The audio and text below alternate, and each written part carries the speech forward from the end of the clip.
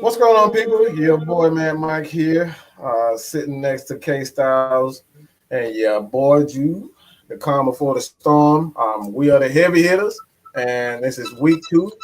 You already hear the notification, so y'all already know what to do. All right, hit that like button, hit that subscribe button if you're new to the channel. Head over to Jew Talk Sports, KStylzz, kicking it with KStylzz, the 6-man KStylzz. All right. Head on the Atlanta Falcons Nation. I mean, everybody always talking about how many subscribers I got, so don't that just leave me out of the equation. But hey, man, let's let the people know what's up, man. What's going on, KStylzz? What you got going on today? Hey, man, 6-man KStylzz, aka the Fat Man, man. You know what we do right here. Being like I said, being on the Atlanta Falcons fan list, hated list, it feels pretty good right now. Feels good. They can't stand our guts right now. I'll tell you.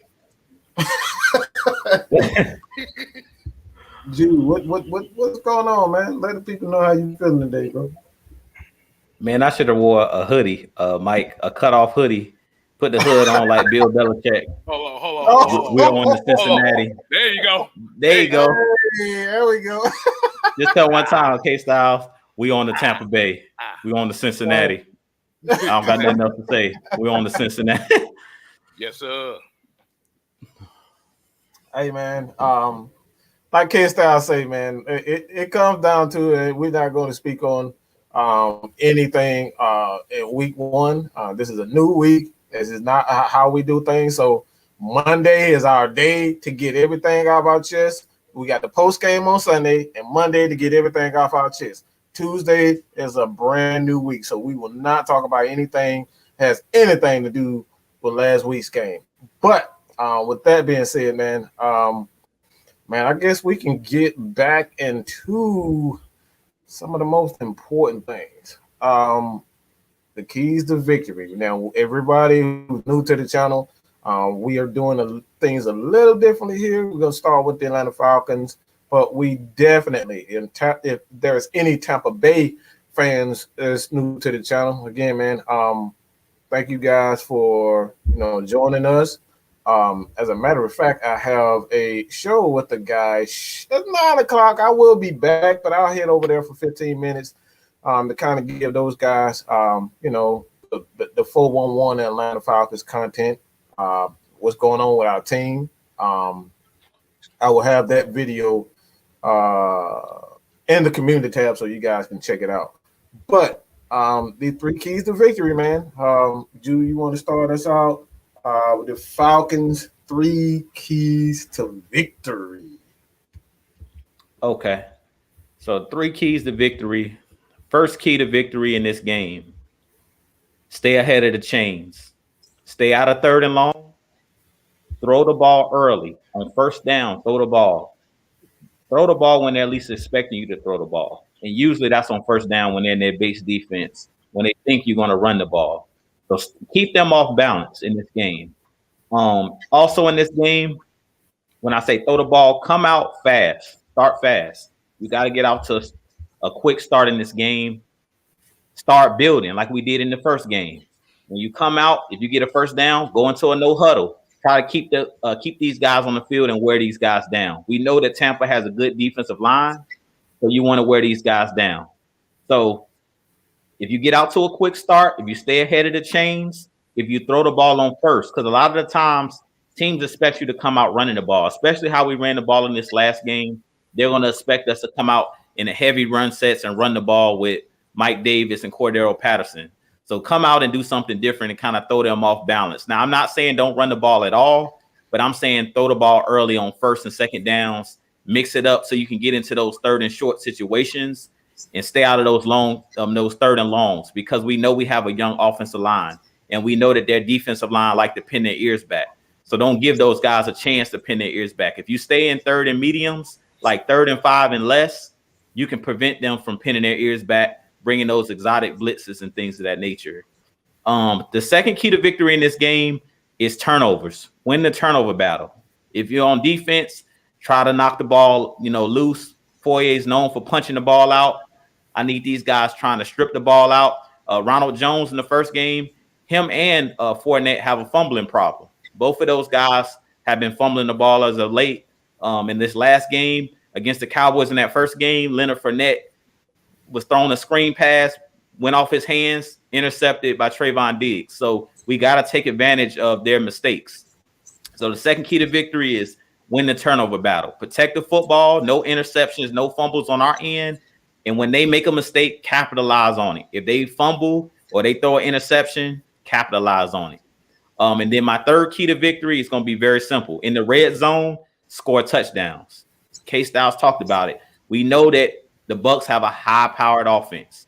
So when they get in the red zone, green zone, money zone, whatever you want to call it, they're going to put up touchdowns. So we have to score touchdowns. I don't want to see Younghoe Koo trotting out on the field, but just to kick an extra point.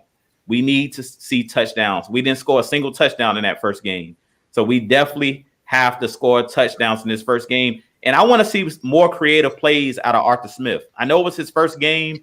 He probably couldn't, draw up everything that he wanted to draw up in that first game. But in this game, and when we get in the red zone, I went back and watched that Eagles game. And a lot of those plays were really vanilla. Like it was really nobody open. If you guys go back and watch that first game when we were in the red zone, Matt Ryan really didn't have anybody to throw the ball to. Pretty much it was sticky coverage. They were just rushing 4 and dropping 7 in the coverage. And they were playing a lot of zone coverage. So when we were in the red zone those 2 times we were there, to me, we weren't creative enough. So be very creative. I know Arthur Smith has some, things up his sleeve. And I want to see those rub routes. I don't care that we got called for PI in this last game. The way that you get guys open in the red zone, we've seen New England and all of these teams. Even when Kyle Shanahan was here, I don't know if you guys remember, I believe it was like the playoff game against the Seahawks, where he threw like a slant to Julio Jones, and Mohamed Sanu kind of was just like blocking on the play. I want to see some creativity.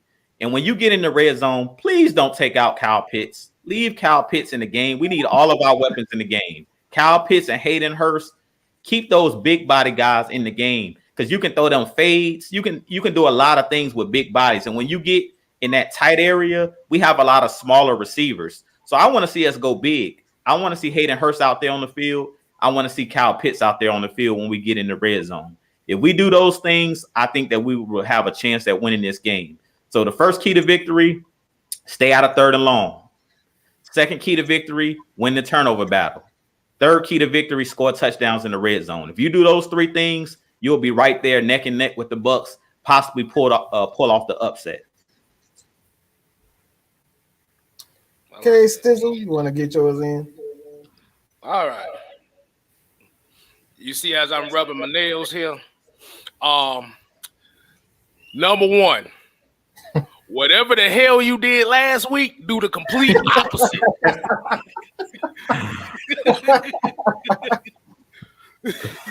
Which covers a lot of ground, but you must, like I said, you must do the complete opposite. You was conservative, open it up. You throwing quick out routes, throw in the middle. You kick field goals, score touchdowns. Like I said, it's just simple as that. 2, if I see some yellow out on the field, if I see yellow on the field, it better not be 14 times. It better not be 12 times for 100 yards. We cannot have that. Like I said, these are the defending Super Bowl champions. They are battle tested. Like you said, this is a high-powered offense. This is an aggressive defense. Penalties are going to kill you. And 3, do your damn job. What I mean by do your job, hold your zones. Hold your containments. Hit the quarterback. Tackle in the open field. Like I said, I don't have no extravagant words to say about the 3 keys this week. But the only thing I'm just gonna say is you gotta bring it all this week. Because now you have Arthur Smith and his coaching staff is going to have to prove themselves, because the first game literally has the fan base turning against each other. So you want to smooth that out. I'm gonna end up on that. Well, mine is probably one of the most obvious ones, and I think this is the most important. Going back and seeing a few clips of the game, two things that, well, it's really one thing that stood out to me. And I know a lot of people, the first thing that come to mind is going to say pass protection, but that's not what I saw. What I saw with this offensive line is that it's just not together. I like Dre, everybody knows I always say one thing that matters, but the offensive line and even the play calling with a quarterback and a coach. Chemistry. I literally everything I saw was just chemistry. It was a lot of assuming from this person and that person. We saw the guards. For me personally, the one thing that stood out to me is the guards. They were assuming that he was going to have this person and they was going to have that person. It had very little to do with technique.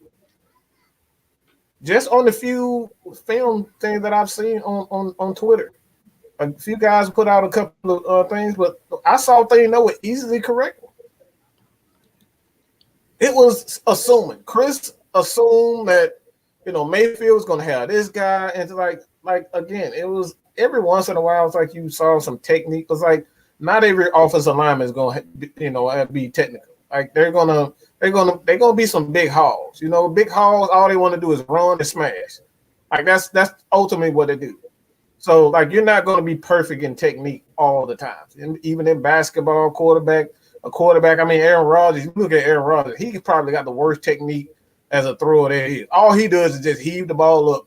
He don't even move his leg. All he does is just throw all on. So technique is not something that you're going to consistently, do in a game, because like you can't be talking about technique when you got this 300-pound dude running at you at at full speed. Like, bro, I ain't trying to think about all right, I got to get my hips right. I want to get my arm right. I got to throw the ball with a little loft on it. Like, you ain't thinking about that. You just getting rid of the ball. So it's chemistry. I need to see the guards' chemistry. All right, that's the first one. The second one for me is, despite what a lot of people think, like I think he did everything that you possibly need right now. They need a change in culture. And for a long time, we've all seen that this Atlanta Falcons team, all we know is when we get down, where is Julio? Where is Matt Ryan? Where is Grady Jarrett? Where is Dion? We can't do that anymore. This is not the new. This is a new team, a new regime. Everything that you saw before, get it out of your head. And like I said, I love the fact that he did not stop running the ball even when we were down. As fans, it's ingrained in us for the last 6 years or so. All we know is when we down, can Matt Ryan save us? That's it. That's what we know. So I even caught myself like, why are you not passing the ball? Why are you not passing the ball? We're down. That's a great trait. That's a great trait to have right now. We need a culture change. So the second one is obviously run the ball so we can play action off of it. You got to play action off of it. You're going to get big plays from Kyle Pitts. You're going to get big plays from Calvin Ridley. So don't stop running the ball. Do not stop running the ball. And the third one is obviously probably the most important. As everybody looking at Miss Maggie, Grady Jarrett. I need you. I'm just in here quiet. Go ahead, Mike. I need you to finish sacks. I need you to finish sacks. Look, girl, like, why you gotta come in here with all that mess already? You already started with me. I'm trying to be mellow, Mike. You today, okay? started with me. I just came in on the screen. You already everybody looking at Maggie. But Grady Jarrett, like I said, Grady Jarrett got to finish sacks. If we go, because Tom Brady ain't gonna go nowhere. You ain't gonna see him rolling out and doing all that type of stuff. If he does, he's gonna run into some sacks because this team is gonna blitz. We're gonna blitz a lot, especially this game. One thing you don't want to do is blitz a mobile quarterback the way we did. Like even in the Philly game, like we didn't blitz a lot because you can't you blitz mobile quarterbacks like that, you're gonna get burned. So we're gonna see a lot of blitzing, and their guards are gonna have to deal with Grady Jarrett. And if Grady Jarrett is doing Grady Jarrett things in this game, it's gonna be a long day. And I know people looking at me like all crazy, it's like it's gonna be a long day. It's gonna be a long day. And we saw it in the Super Bowl when Grady Jarrett was doing his thing against the same Tom Brady team before they got tired and worn down. Grady was eating. That dude had almost 5 sacks in the Super Bowl. So it's not out of question. Can he do it? It just comes down to can the Falcons score touchdowns in the red zone? You know what I'm saying? Can they score touchdowns in the red zone when it all comes down to it, man? So those are the 3 keys. O-line chemistry. Second one is the continuously run the ball so we can use play action. And the third one is Grady Jarrett. The spotlight is on Grady Jarrett. The hot light, the spotlight, whatever light you want to have. All right. Just like everybody about to put all the spotlight on Miss Maggie, we about to put the spotlight on Grady Jarrett. And that's all I got to say about that. Like, I got my own. What's up, everybody? I was trying to wait because my internet trying to go in and out today. I'm the KStylzz of the day. So what's up, everybody? I've been kind of missing the action, been taking a break, during the preseason and everything else. But I'm well, I'm alive, I'm here. I just want to say what's up to everybody. And I guess I'll throw in my little keys to whatever, I ain't experts like them, but I put my little notes together, just to say what I feel. Whoa. A little bit. So, but anyway, what's up, Mr. Motivator? Let me say hey to everybody since it's been a while since everybody's seen me. What's up, Ray Fitty? How you doing, baby? How y'all doing? So, as far as you already kind of said what I had, what I had down. One thing I can say is eliminate the negative plays, the penalties. We got to get a handle of that. Apply pressure.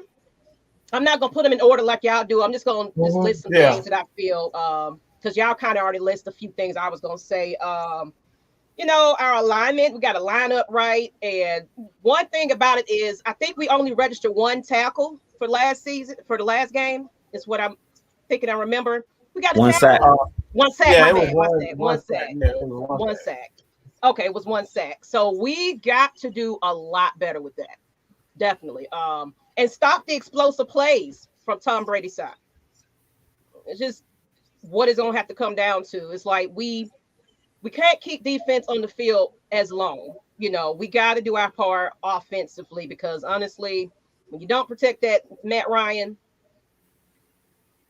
and he don't have enough time to do what he needs to do, you see him on the ground a lot more. And you saw that horrible picture of him. Everybody like, y'all want to see a dead body? It's embarrassing. It's embarrassing, So y'all kind of pretty much said everything I wanted to say, but I just wanted to go and protect. That's right. That's right, people. That is right, people. Let's see what everybody's saying in the chat. Put pressure on Tom. Oh yeah, definitely. Putting pressure. Yeah, penalties did kick our ass, definitely. Yeah, and that's we're gonna go into the Tampa Bay Bucs. Good gracious, like we're gonna go into this dude 2 years old. I just don't know what's up with him, and he's just in this screaming phase for whatever reason. But again, I'm sorry. They said 2 years old is the worst, and mine is coming up. He just screaming for no reason.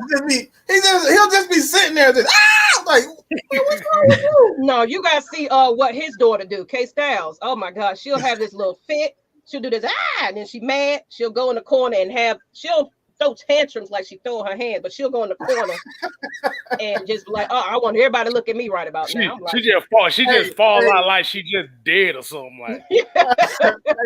And then everybody tell what Adonis was doing earlier, dude. Tell him what Adonis was doing earlier. Man, Adonis be doing everything, dog. That boy screaming, talking. Hey, I'm about to bring him on the show. So he gonna get his 3 keys of victory. He was talking up before the show. Girl, man, I came home, boy. I was tired of hell, boy. I came home. As soon as she came in, she had a whole conversation with me. And I understood for some reason. I don't know how. You understood everything, man. Hey man, let's get to these quick Tampa Bay keys to victory. Go real fast. Jude, go ahead and start real fast. My bad, KStylzz. No, you good. So Tampa Bay, if you're a Tampa Bay fan, first off, yuck. But the 3 keys to victory for the Tampa Bay Buccaneers. All right. First thing with the Tampa Bay Buccaneers, first key to victory is jump out to a lead. If you can get ahead by multiple touchdowns, then the Falcons are on the heels and we're in trouble. We seen that last week, and this is pretty much the key to victory for any team that we play, because our team is not built to come back from a large deficit, because we don't want to get unbalanced. That's what Mike was talking about. So if you're Tampa Bay, you want to come out strong and you want to get out to a big lead. If you can get out to like a 2-possession or 3-possession lead, like 14 or 21 points, or even like 17 points, then the Falcons, you kind of eliminate our running game. Even though Arthur Smith kind of stuck with it, it's hard to stick with the running game once you get down by so many touchdowns, because at that point, you're fighting the clock. So if I'm Tampa Bay and I'm the coach of the Tampa Bay Buccaneers, I'm trying to put the ball in the end zone as many times as possible and make the Falcons play catch up, because we know once you do that, the second key to victory for the Tampa Bay Buccaneers, once you get that lead, you can pin your ears back. And that defensive line of the Tampa Bay Buccaneers, we know that they legit. We thought the Eagles, got after us.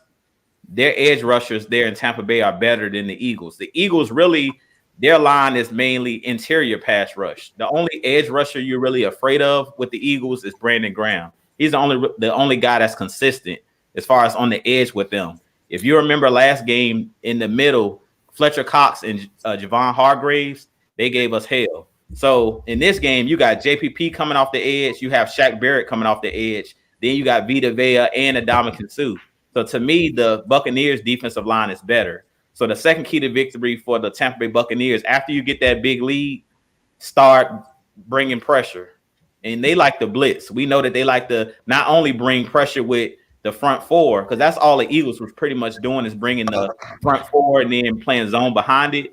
But we know that Todd Bowles, he'll zero blitz you. If you didn't watch the Monday Night Football game, they were doing a lot of zero blitzes and stuff like that. We know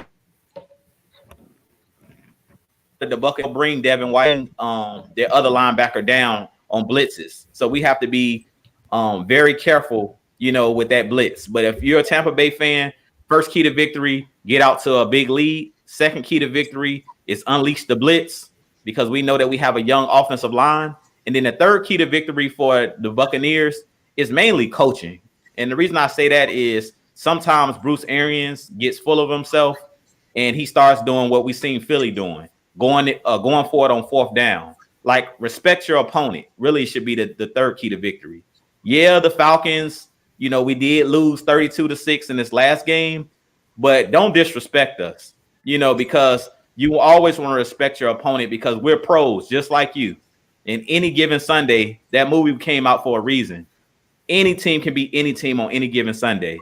So if I'm the Buccaneers, I'm looking at the Falcons as if they're one of the best teams in the league. Even though they just got blown out, you never know because this is a division game. And we know division games usually are always close because those games are worth more. You know what I'm saying? Those division games, you're fighting to win that division. So those games count for like 2, where the other games count as 1. So the 3 keys to victory for Tampa are simple.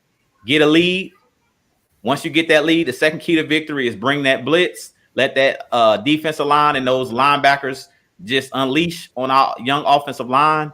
And then the third key to victory for Tampa Bay is respect your opponent. Like, don't get full of yourself and start thinking, okay, it's 4th down and we're backed up. We're going to go for it because they can't stop us. You do that, then you put Matt Ryan on the short field and you're going to see what can happen. And that's pretty much my 3 keys for the Tampa. Okay, KStylzz. Damn, you kind of hit on one of mine, but I'm gonna go ahead and reiterate it my side. But key number 1, like I said, people remember these are not particular order type keys right here. We're just saying 3 keys, boom, boom, boom. The A-gap blitz for Tampa Bay is going to be their best friend here. The tape is out there about Jalen Mayfield and Matt Hennessy in the interior of the Falcons offensive line. So if you really want to test how tough they are, like I said, Ndamukong Suh, Vita Vea, they're going to be a handful. But that A-gap blitz, double A-gap blitz that y'all are specialty, that y'all specialize in, that's going to be your best weapon on defense to demoralize. 2 is kind of interesting. Run the ball. Run the ball. Ronald Jones, Leonard Fournette. Those are your Hawks that won you that Super Bowl. You run the ball. Uh-huh. You want to limit it. You want to limit the Falcons' defense as many opportunities to hit Tom Brady as possible. This is why we say running the ball is very important, because you don't want to put many hits on your quarterback, regardless on what style of quarterback they are.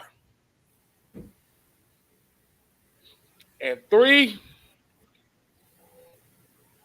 is the slot receivers. Antonio Brown, Scotty Miller. The middle of the field will eventually be your friend, which we know Tom Brady's going to utilize. It'll most likely be Rob Gronkowski, but, I think the Falcons kind of know that, so they're going to game plan for that. So it's going to have to be big opportunities for like a guy like Scotty Miller, Antonio Brown, and stuff like that. Uh-huh. But as well as you're going to want to keep Mike Evans involved in the game, because I know Mike Evans didn't get as many passes the first game, and I don't know what his mindset is when he doesn't get as many passes. We don't know that. But attack the middle of the field. That's my 3 right there. I think this is the first and all this. Look, I one thing I don't do is disrespect the opponent, like you said. Like that's you can't come in assuming that just because a team is 0-16 or 0-8 or 0, you just gonna run over them. Like, you got to show respect for them. So the first one with me is y'all better not disrespect Grady Jarrett, because if you come in there thinking just because we got off to a pretty bad start as far as our O-line is concerned, Grady Jarrett, and it's like Grady Jarrett gonna eat your ass alive. You know what I'm saying? And our defensive line did not play bad at all. So don't disrespect the trenches. All right, and I had a different way of saying it. I actually wrote it down a little differently, but we freestyle over here. The trenches, don't disrespect the trenches, because I've said this over and over again. Every dog is gonna have its day. Every dog is gonna have his day. We talk about Michael Jordan. Michael Jordan getting cut from his high school basketball team. After he going to North Carolina, thought he was gonna start.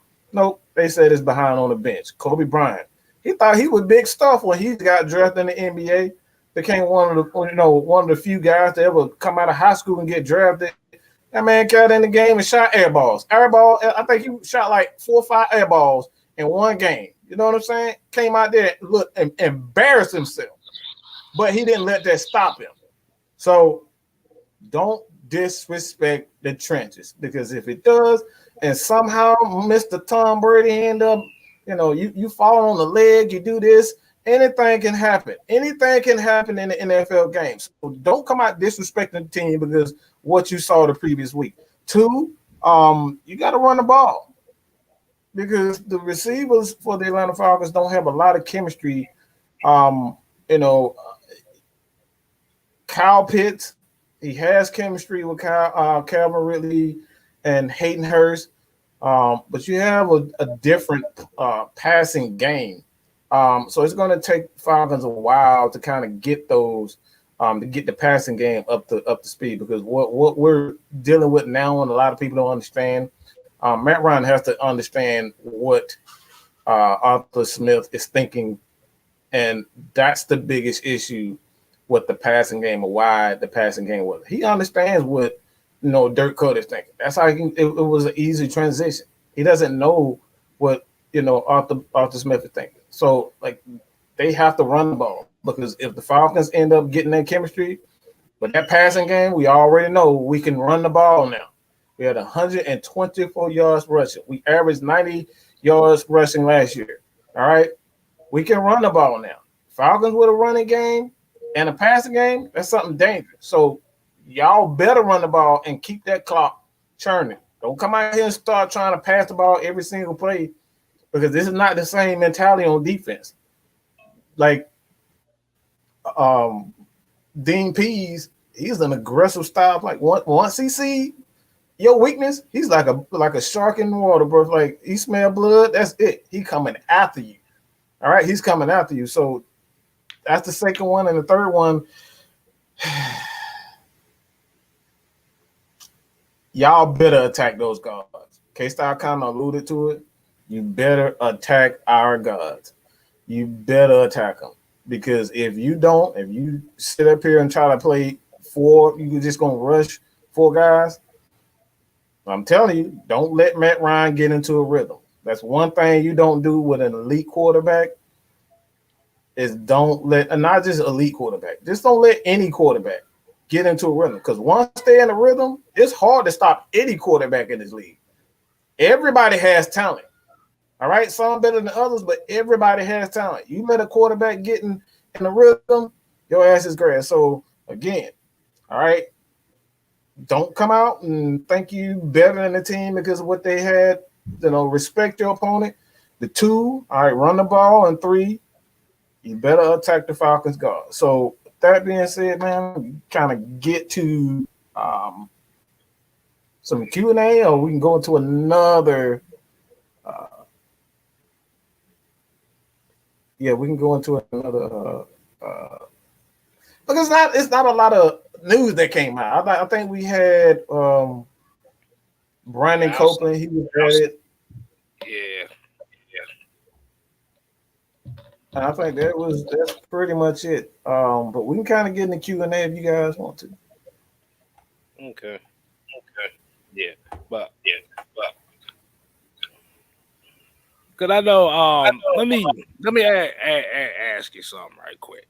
I want to see if I want to kind of pick your brains a little bit here.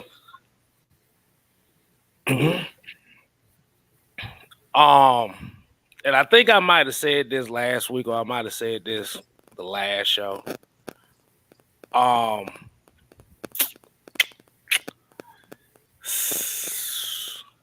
Do you think the Falcons can really run on this defensive line? Do you think they need to do you think they could stretch them out, or you think they need to go power? The Falcons? Yeah. Do they need to stretch out the Bucs? Yeah, talk about outside runs. I think that's what he wants to do anyway. So I don't really think he's he's gonna run where there's a weakness. That's one thing I know about Arthur in his running game. When he see a weakness, he's gonna keep doing it. We saw it with when he was in Tennessee. Once they see a weakness, that man gonna get that ball to Henry 40, 50 times in the game. So like that's one thing about Arthur. Like once he see him and Dean Pease, once they see that weakness, they're gonna keep going to it and they're gonna call plays off of that weakness. So I think that's another thing we have kind of understand about Arthur. You know, he's learning to, be a faster play caller early in the game, to kind of observe the game a lot faster, especially when you have a quarterback. And this is no disrespect to Ryan Tannehill, but he's not no Matt Ryan. All right, once Matt Ryan is in a rhythm, look, you can call it a day. All right, so he's going to have to pick up when Matt Ryan is hot. Arthur Smith, he's going to have to pick up that fast.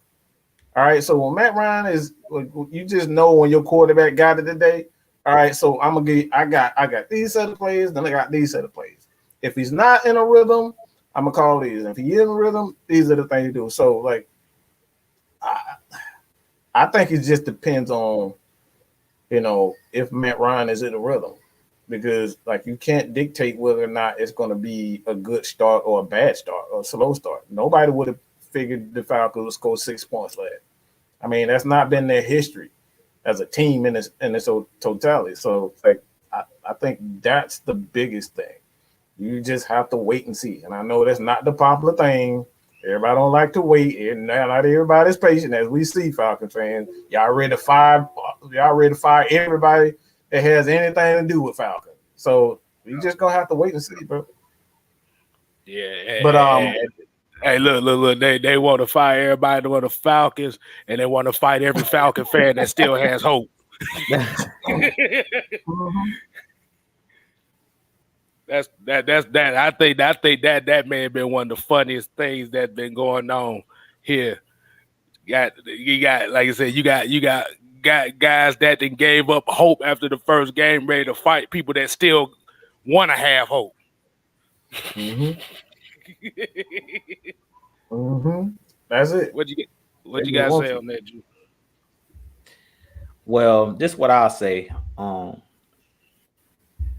When it comes to the Falcons in general, just we know how our team has been the last couple years. Like when it comes to playing down to our opponents, and Twisted talked about this when he did his show. So y'all go over to Twisted Torch channel. Y'all hit that like and subscribe button. But he talked about us playing down to talent and then playing up to competition. Like when we played against the Chiefs, everybody just said that they were going to drop 50 on us last year. And we dang near beat them. We were basically a dropped interception from AJ Terrell of winning that game. You know what I'm saying? So when I look at it, I think this game is going to be a lot closer than a lot of people think. And I give the Falcons a puncher's chance at winning the game because, like I said, it's any given Sunday.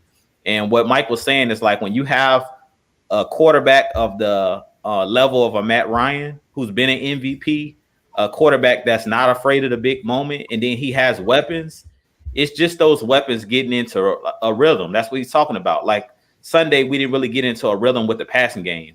Our running game, we had a rhythm early, but the passing game, there was no rhythm to it. So that's why I say in my keys to victory that I want to see us throw the ball early, like on first downs and stuff, so you can develop a rhythm, even if it's throwing short.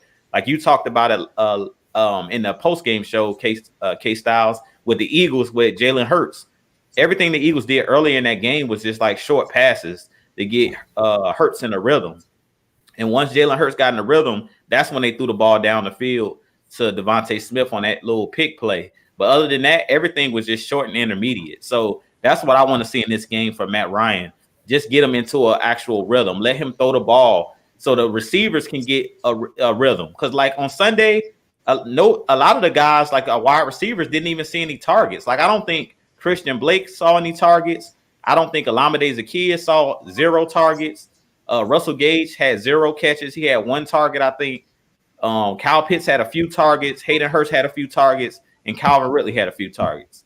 But none of those guys had a bulk, they didn't have a bulk of targets. Like, so when you don't have a chance to throw the ball, we mainly just ran the ball. We ran it with success, but I feel like Arthur Smith has to do a better job at mixing it up. To me, I don't think he did a good job. Once he got off of his script, that first initial script where we drove down the field, it was just like we were running the ball so well, it was like, why go away from it? Which I understood why he did what he did, but it was just like when we got in the red zone, to me, the passing plays that he chose was really vanilla. I like how we started the game, though. If you guys go back and watch that game where we had Cordero Patterson and we had Mike Davis in the backfield on that first play of the game where it was a play action pass, that's the kind of stuff I want to see. Creativity.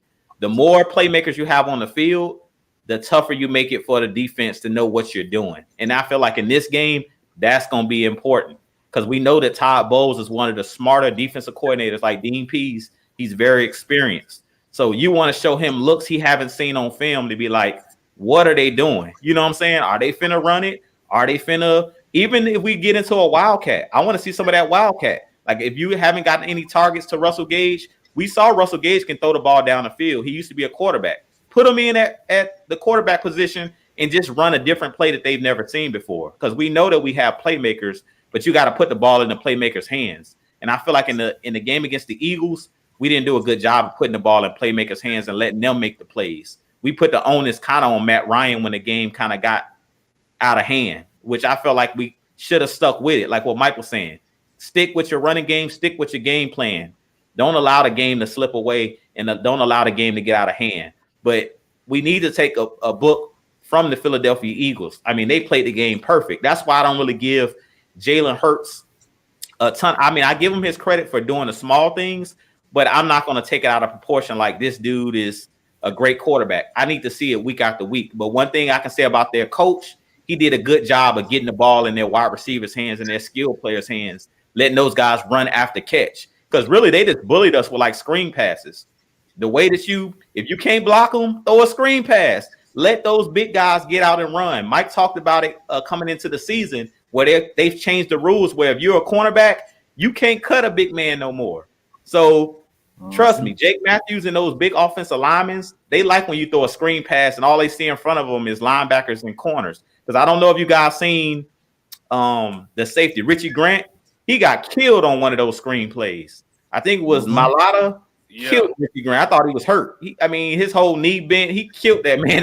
But it was like, what could he do? You got a 300+ pound man running at you. You can't cut him low. What can you do? So that's what I want to see the Falcons do. Use these guys in their strength. Throw that ball to Olamide Zaccheaus on a screen pass. Throw that ball to Mike Davis on the screen pass and let these big guys get out in front of them like Jalen Mayfield. Let him run out in open space and run at a smaller guy. If he can't block the guys in front of him, that's an option. If they're blitzing, the way that you beat that blitz, get the ball out of Matt Ryan's hands. And I'll say like, oh yeah. I was about to say, let me. Go ahead. No, I was about to say, it's some pretty good news. It's some pretty good news, but go ahead. Okay, I was just gonna say I wanted to see more of the bunch set. Like I said, when you was talking about like those rub routes and stuff like that. I think the easiest way to really get that is the bunch trip sets. And I know it's in his playbook, but I think we might need to see more of those in this game. Go ahead, Mike. According to Adrian Wilson, but the Falcons have reportedly cut 3 practice squad players.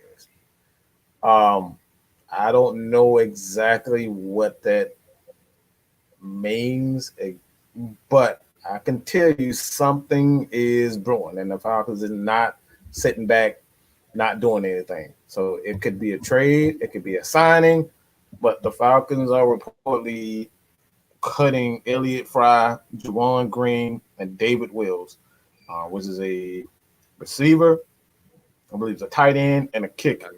So at this point, something is about to go down. So you guys, if you have not already, subscribe to Atlanta Falcons Nation, TalkSports, Kicking with KStylzz, aka the sixth man. All right, that's what it is, six man. KStylzz with two Z's. All right, all you dudes with two Z's. But I will be back shortly. I'm about to go do a show with the Bucs fans. So I'm about to go over here and get these, Bucs a little something. Tell them a little something about what the Falcons do over here. So you guys check that out. They will be in the community tab. So check out their show, check out their channel. But peace. Guess we can get into these questions while Mike gone. You had something to say, KStylzz? No, I'm about to say, like you said, he said something is brewing. What do you think it might be? Like, what would be your estimated guess on what you think that might be? Would it be bringing in a veteran lineman to help bolster up this line? Could it be a defensive lineman to bolster up that? You asking me, KStylzz, or you asking Miss Maggie? I'm asking both. I'm asking both. These just in general. I say the way Mayfield played, and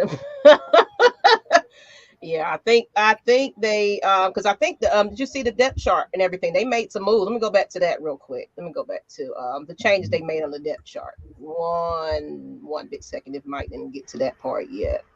Why you do that, Miss Maggie? I'm gonna answer his question. Why you do that, Miss Maggie? Mm-hmm. I think that they are looking at bringing in another offensive lineman. We have that dude Kobe Gossick we brought in from Cleveland.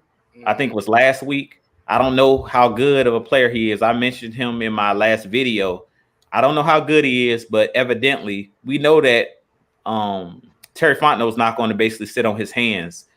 They said that they want to win now, and one thing we know about Arthur Smith, Terry Fontenot, and Arthur Blank, they don't like to be embarrassed. As we always talked about, Mike always talks about billionaires. They don't like to be embarrassed, and they don't like to be told what to do and stuff like that. I don't know if you guys seen Arthur Blank on the field Sunday. He didn't look pleased, and we know how Terry Fontenot and Arthur Smith stated that this roster is not complete. They said that after the 53, like when we cut down to 53 men, that we're going to bring in players to compete for positions, that this roster is going to be forever changing.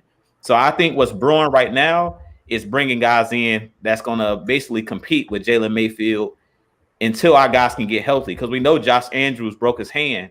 He was supposed to be the starter, but he should be coming back, from that broken hand, maybe in a couple games, maybe mid-season or something like that.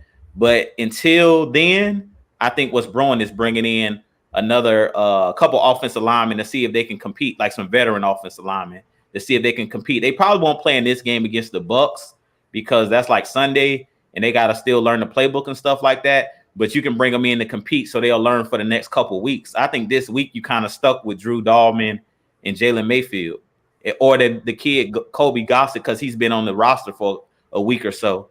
But other than that, that's why I think it's brewing. And I'm looking at the changes to the depth chart. It wasn't too much of it, but it looks like apparently Drew Dahlman is now listed as the backup at left guard, right guard, and center, as well as looks like who else came back? Let me go back to it. Looks like Parker Hayes, however you say his last name, is returning from that reserve list as well. Okay. Mm-hmm.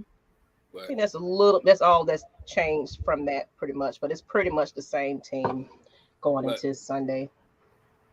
But yeah, like I said, I know a lot of people are still looking at Jalen Mayfield like I wouldn't put him out there. He's actually still starting though. It's according to this depth chart, he's still starting though. So you got to. He gonna have first game jitters. These rookies, like you said, I know people say preseason don't matter, but I felt in this instance, especially with a lot of the rookies, especially losing one preseason game, it you can kind of tell from even all the teams across the league that kind of affected a lot of the players. It was a lot of teams that you wasn't expecting to lose the way they did this time around. So I felt that maybe with this new regime, we could have put everybody in just a little bit. I know it don't matter, but to me, it does matter in this instance when you got a new coach. You got everything's changing. Everywhere, every few years, we change staff all the time. And it's just like, you really can't expect a team to run off blazing like right off the bat.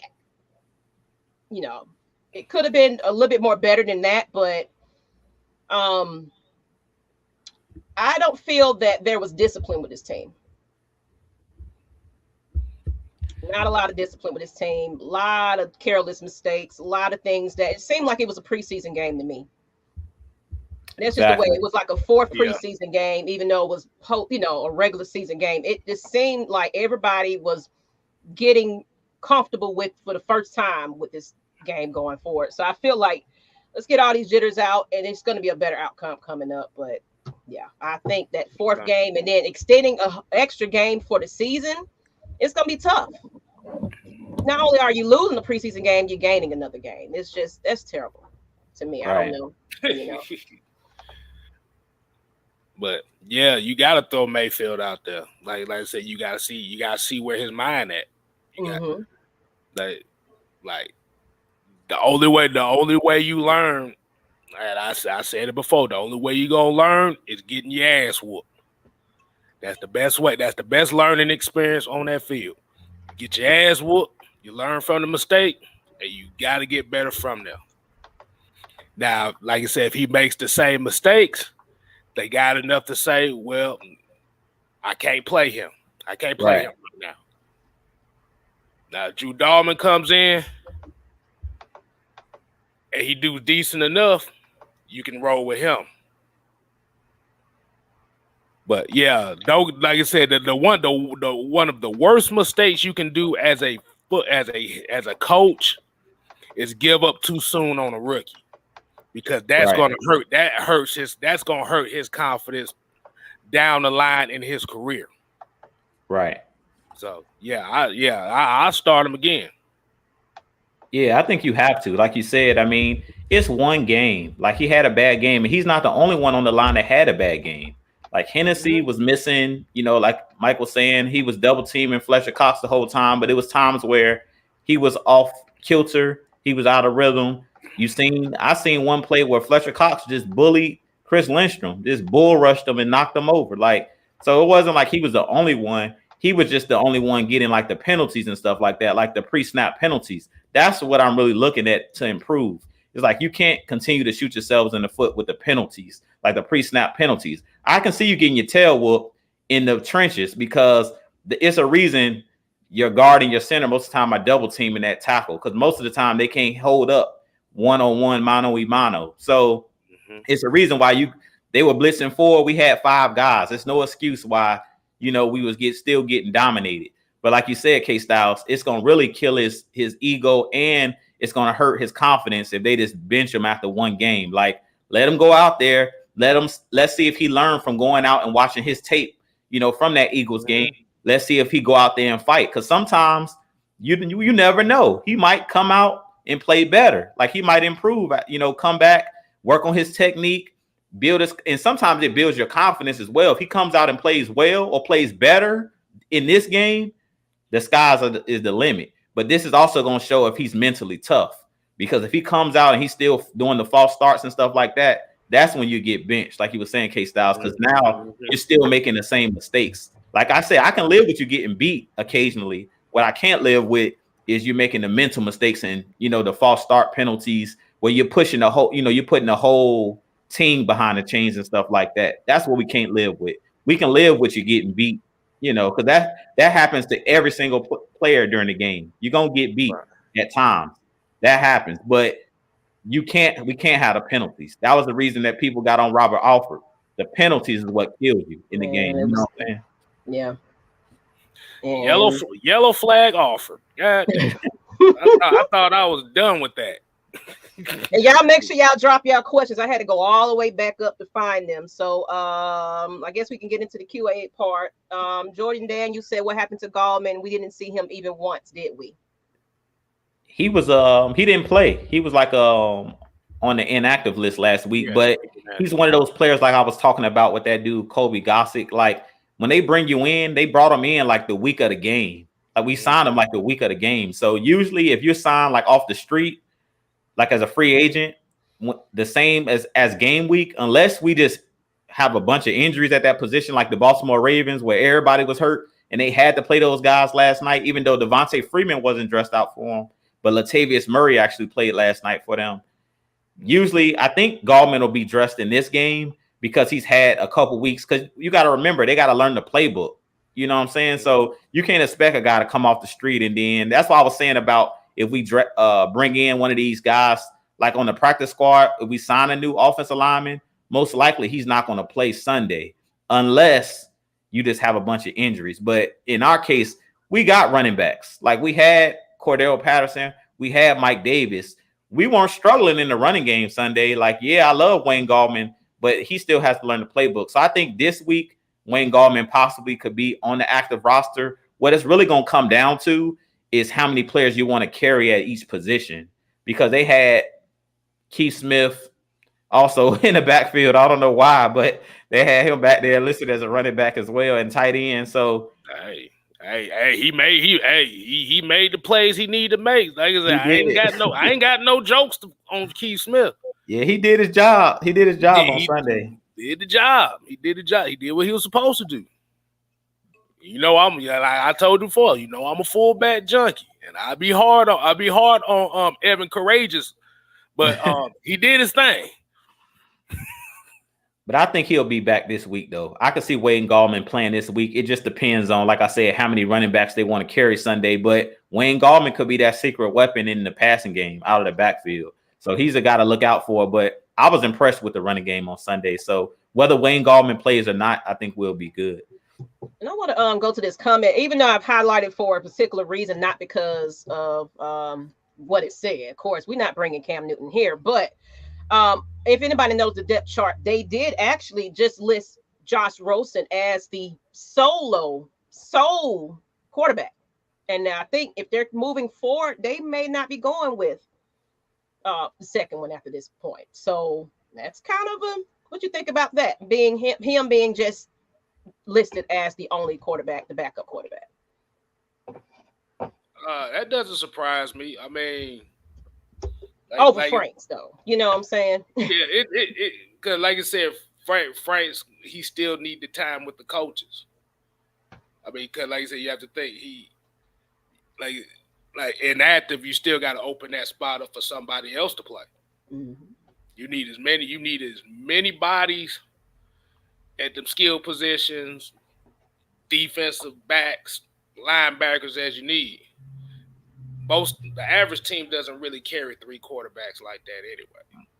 Well, the reason why I brought it up, because it's like, I guess I was wondering which decision they was going to go with at this point, because he came in at the end of the game and everything. So I wonder what deciding factor created that for them. They didn't, like I said, the game was already over. They didn't. Matt Ryan was getting his ass annihilated out there. They didn't want him to get hit no damn more. Yeah. It was no point for him to still be out there. But not bringing. Just to answer your question, Miss Maggie, I think as far as Felipe Franks and Josh Rosen, Josh Rosen's just a little bit further in his development. Like if you watch the preseason games, I like Felipe Franks a lot, and I think he has a bright future. But Rosen has been in the league for 3 or 4 years now, so his development as far as understanding the passing game, if Matt Ryan did go down, you can bring Josh Rosen in, and the plays don't have to change dramatically. If you bring Felipe Franks in the game, you going from like, let's see, college to like middle school or elementary school. Like you literally gonna have to just be mainly read option type plays, like the RPO game, if you go with Felipe Franks. So when it comes to like reading defenses and stuff like that and having all 3 levels available as far as throwing the ball down the field, Rosen showed in that last preseason game when he played that he was just further along in understanding how to go through his progressions as far as the passing game. So I really think that's the reason why he won the number 2 spot, because he understands, he's further along in his development as far as knowing the playbook as far as passing the ball. Felipe Franks is kind of a one read type of guy and then run basically right now. Okay. And I want to highlight this comment too. Maggie, did you see the news that Tori has a full-time job with the Falcons? I follow her. We're best friends. We're besties. I'm just playing. No, I follow her journey, and I'm highly excited about that because that's one of our go-to sources anyway. So I'm excited to see that she's made it that far. So I know y'all remember that interview I had with her. So it's amazing to see people that we've had previous on the show doing their thing. It's quite a few of them that actually, if y'all haven't checked, kind of a few journalists that's been on our show that have actually moved on to bigger projects and things like that. So shout out to Miss Tori. I'm gonna actually see, she's big time now, so I don't know if she's gonna give us time anymore, but I would love to have her back on. It looks like Mr. Matt Mike is already back from his show. Let me see if we got any more questions in the chat. Okay, here we go right here. Is Kareem Hunt still a free agent? He's still in Cleveland. Yeah, he was never a free agent. He was never a free agent. That was a rumor. He played for Cleveland this Sunday. Right. He scored a touchdown for Cleveland. Let me see. Go back into these questions. Everybody was commenting. I saw Asia. I see you representing the chat though. Hey girl, I ain't said none of you today. Hey Miss Queen, y'all give her flowers. And how was it? Y'all better not be talking trash. No, it's pretty decent tonight. I think it's pretty clean. Hey man, those guys are absolutely. Go ahead. Uh-oh. We waiting on you, Mike. What was that? I thought you were needling something over there. Like, what you got? Yeah, I said hold up a minute.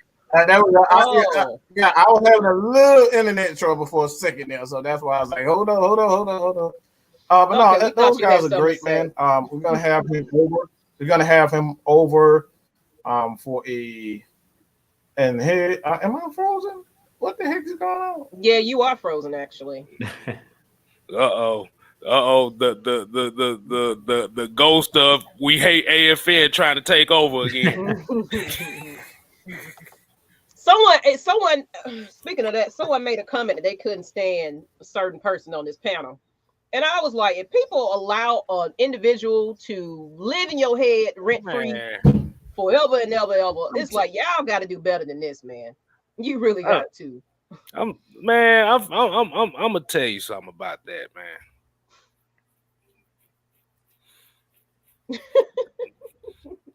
I had to scratch right there because I like, bruh, like I said, you put weight, and this is why I say you put way too much energy trying to discredit somebody because of your feelings.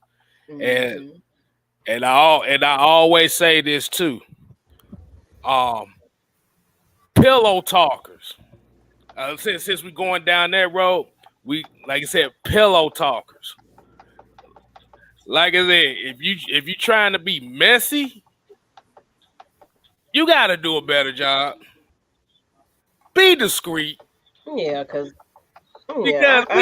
today it just kind of appalled me today seeing that. I was just like, come on, people. It was like, we don't worry about that, man. Like I said, at the end of the day, that means we doing what we doing is a good thing. A lot of people don't like it. We don't care. Mm-hmm. And I'm not seeing a lot of questions. Is it just me? They doing all this junk talking. That's all they doing is junk talking. Talking all this junk. Nah, because we got people saying the Falcons sucks and everybody sitting here trying to defend them. It's basically a lot of Falcons suck talk going on in the chat. So everybody pretty much going at each other right now. There's all these fake fans. They in their feelings because they the ones who are not loyal fans, and they trying to get us not to be loyal fans. And at the end of the day, question. Look, at the end of the day, I don't give a you know what. All right, we are who we are.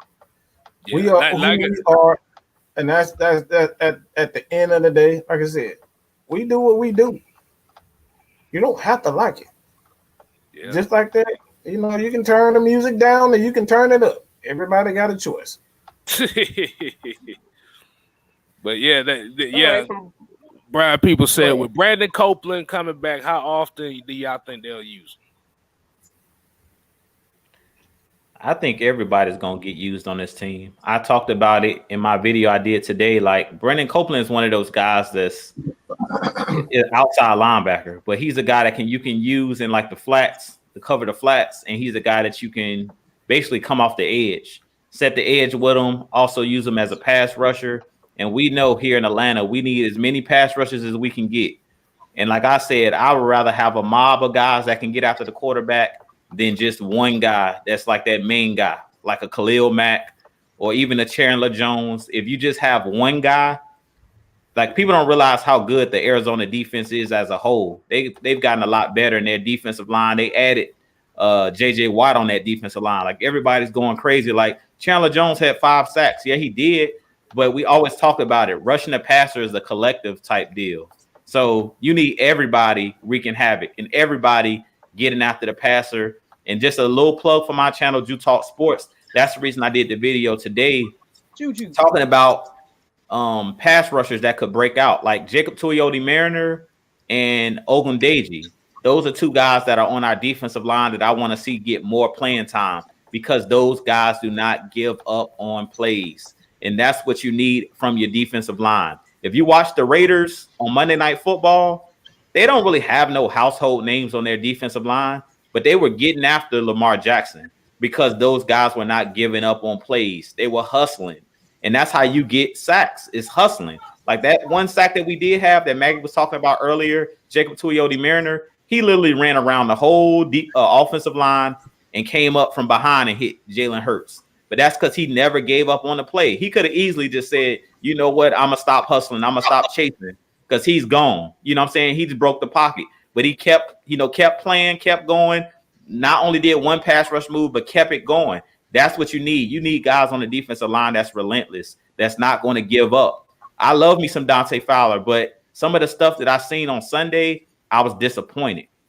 Some of the stuff that I seen, to me, he's not using the pass rush moves. And if you guys follow Chuck Smith, Big Chuck Smith on Twitter, he was talking about Dante Fowler on his timeline. He was like, come on, number 6, use the moves, use the club chop, use the moves that you know to get after the passer. Like, it's about using your hands. It's not just about being able to use your speed on the edge. You got to use all of those moves you got.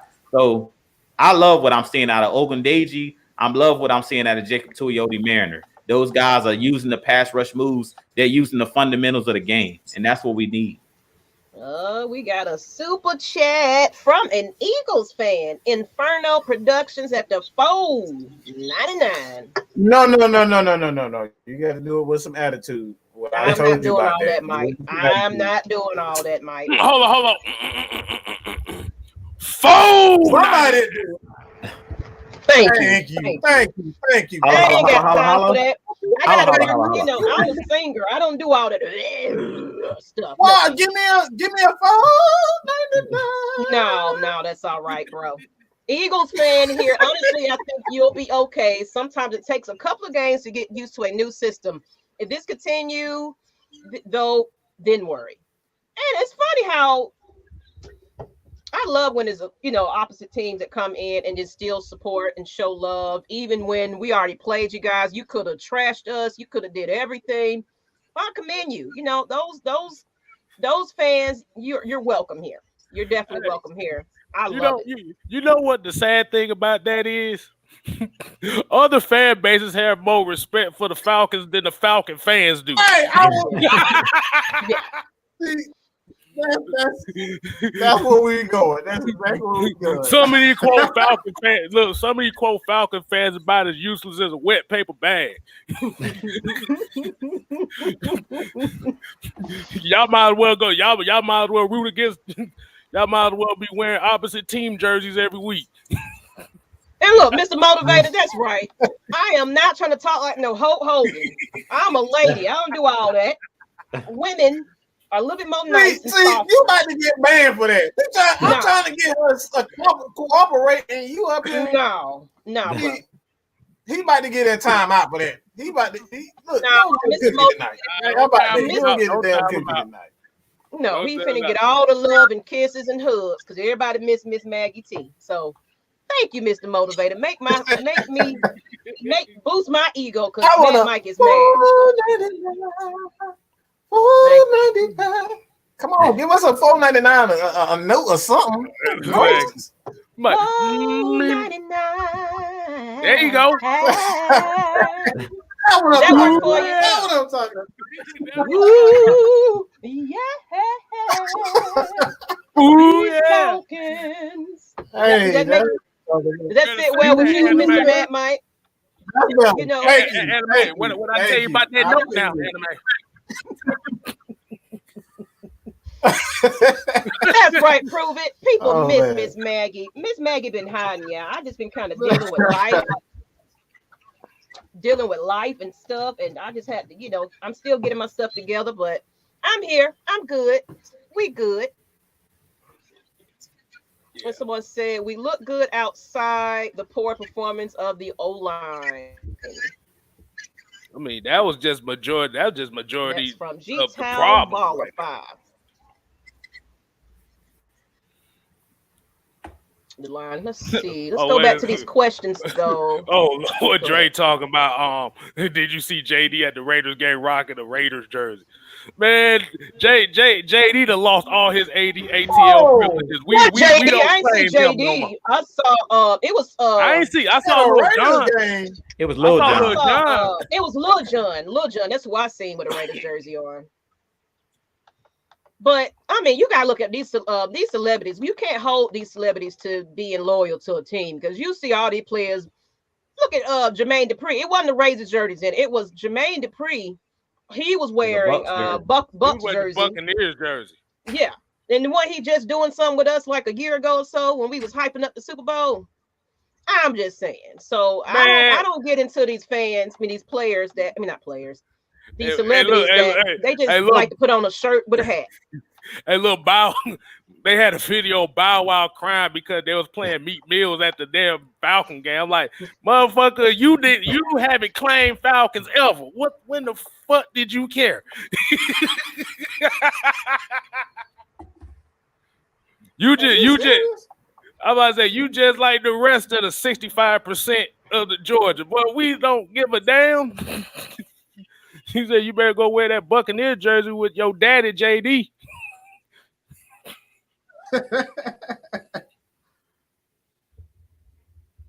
See, I could deal with Lil John with a Raider jersey because Lil John rep. he will rep.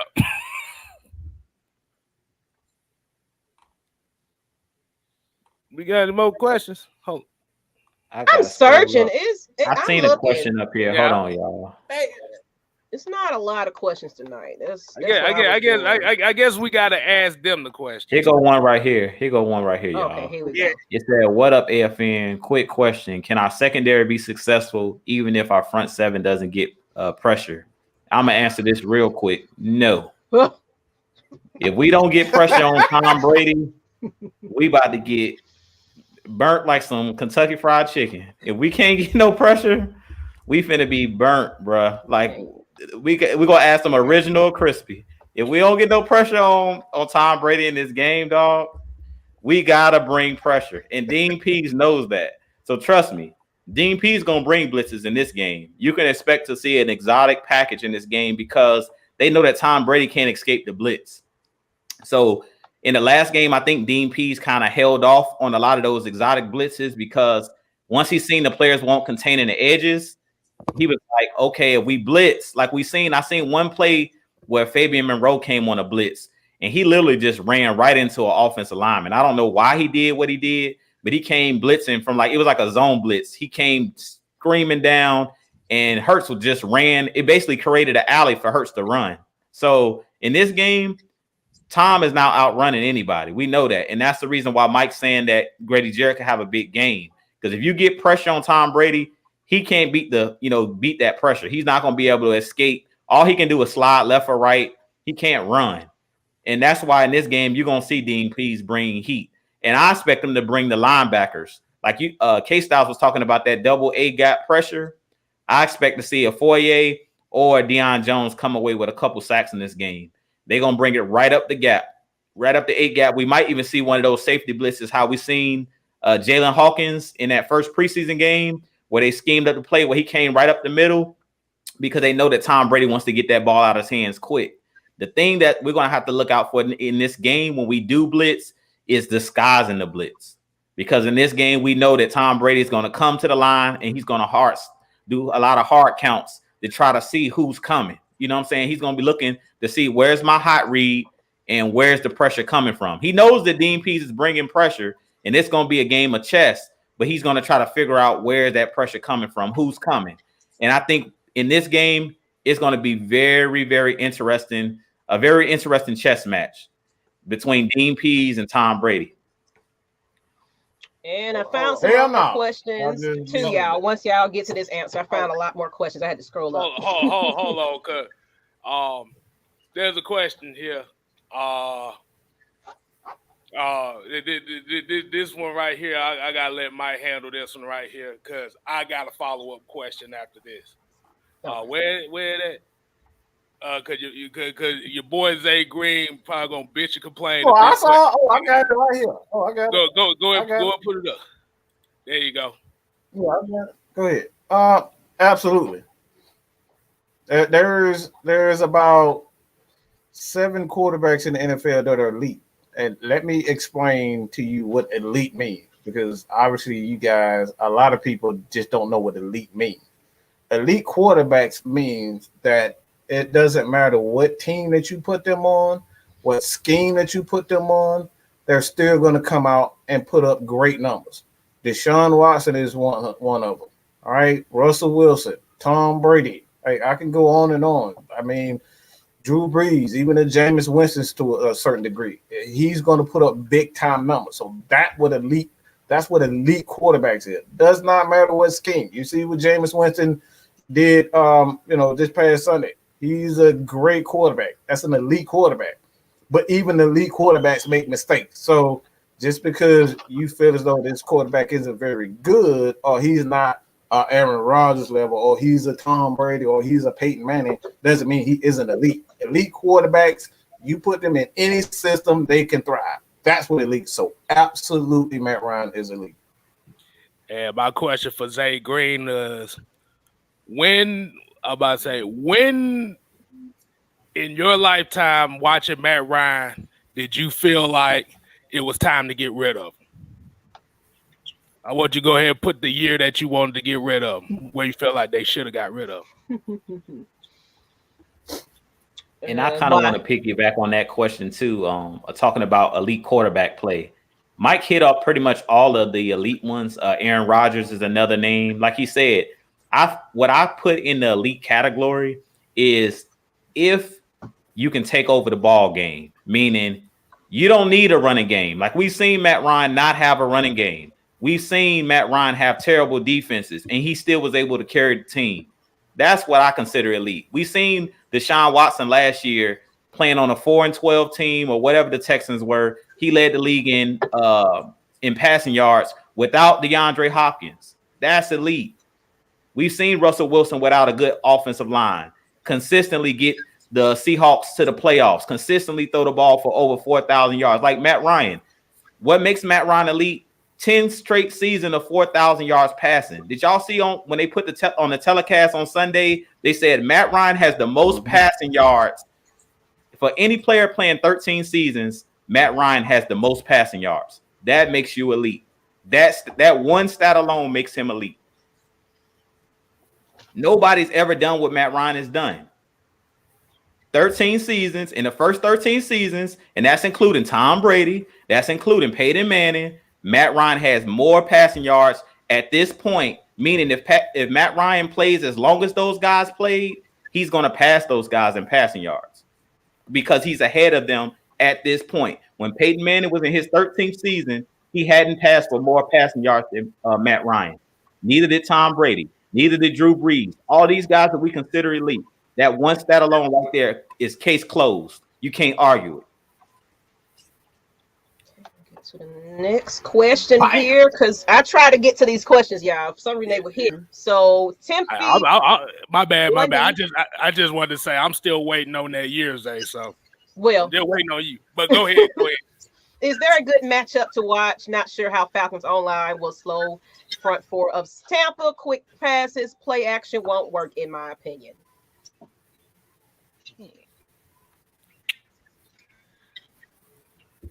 Oh man, that's a good question. That's actually a damn good question. It's gonna have to be the receivers getting off the line against the corners. It's going to have to. Because it's going to be what you what I was saying earlier, KStylzz. I don't know if you were done. I'll let you finish. No, go ahead. Well, it was just what we were saying earlier about Jalen Hurts. It's the same thing that he did on Sunday. Like, get the ball out of Matt Ryan's hands. Let your playmakers be playmakers. Calvin Ridley is dangerous in the open field. Kyle Pitts is dangerous. We've seen Kyle Pitts literally take a 5-yard or 3-yard little drag route and run 27 yards with it. So get the ball in his hands and get out the way. It's like you basically a quarterback is like a point guard in basketball. Yeah, get the ball in your playmakers' hands and get out of their way. Like, I don't want to see Matt Ryan getting abused in this game. Get the ball out of his hands within 2 seconds. Do the same thing they do with Tom Brady. You don't see Tom Brady sitting back there holding the ball, trying to run around. You don't need to run around if you can get the ball out of your hands. And that's the reason why I always talk about the mobile quarterback thing. You don't need a mobile quarterback. You don't need to run around if you just get the ball in the playmakers' hands. Let them do the running. It's a reason why they call it yak yardage. Get the ball out of Matt Ryan's hands. Let your playmakers make plays. It's that simple. Go ahead, Mike. Did you just say you don't need a mobile quarterback? Did you just say that, Joe? Yes, sir.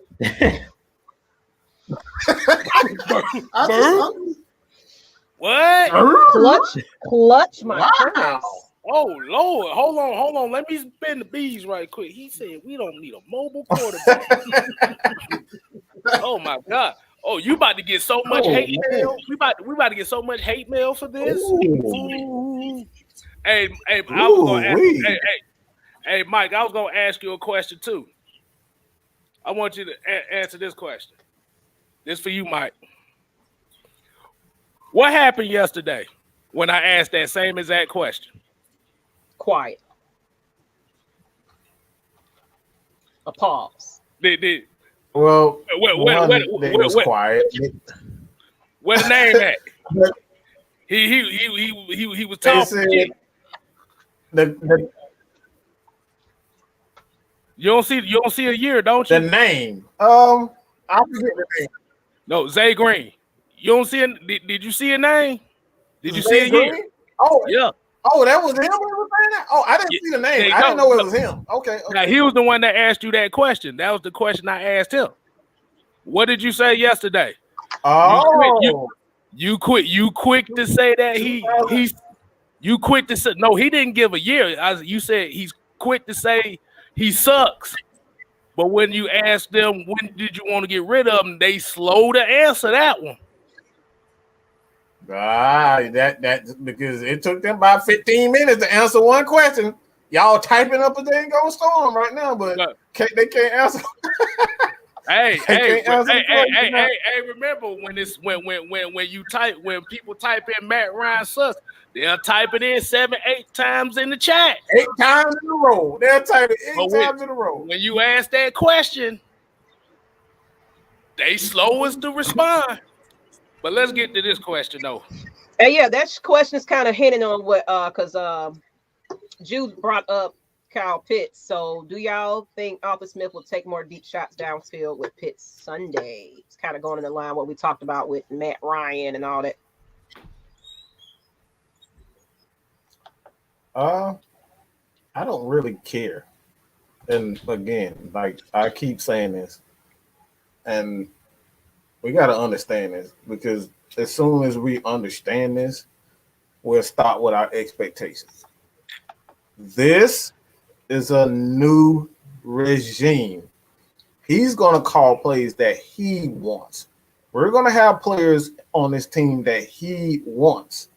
All right, when you go back and look at the Tennessee Titans, they didn't take a lot of deep shots. What they did, they gave the ball to their playmakers and let their playmakers make plays.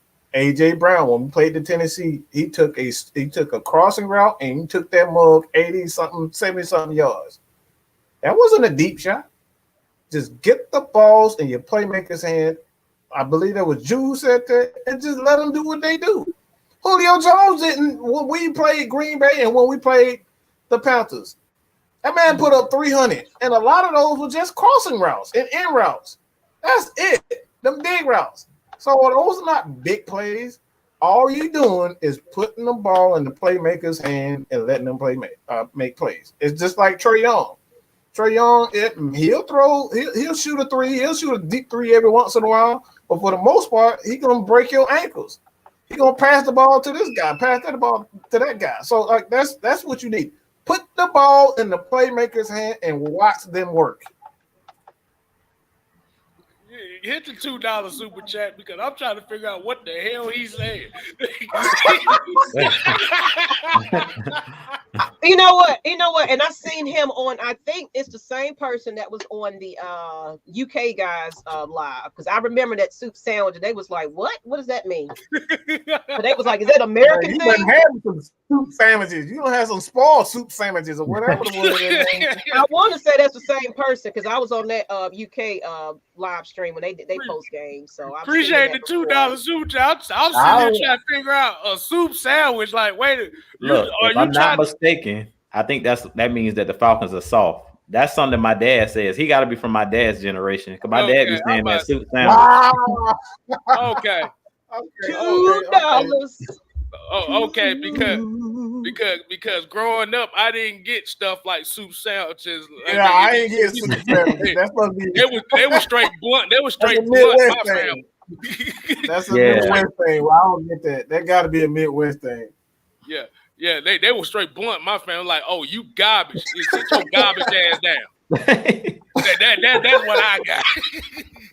Right. Yeah, that's old school talk right there. You're a soup sandwich. And Drew, let me know if I'm right, because it's been a while. Put me up on game, but that's something my dad says is soup sandwich. I think that means the Falcons soft. Yeah. I ain't never heard. But soft, I just know garbage, sissified, punk ass, stuff like that. That's all I know. Yeah, I ain't never heard of those soup sandwiches. Exactly. Oh, he said that he from Philly, y'all. So yeah, that must be that we soft. He said right here. He said no. Nah, I'm from Philly. From Philly. Oh, okay. Oh, I mean, from what y'all did our offensive line, y'all did make us look like some soup sandwich. They make them look like we can't talk no trash against the Eagles fan. Man, look, I don't give a damn what the hell we look like. Y'all won 4 games last year. Y'all were talking all this trash to another team that won 4 games. Like, man, get out of here with that nonsense. Y'all ain't no better, okay? Y'all ain't no better than what we were. So get out of here. Y'all won exactly as many that we won. 4. What you said? The only difference is they got the Energizer Bunny on their side.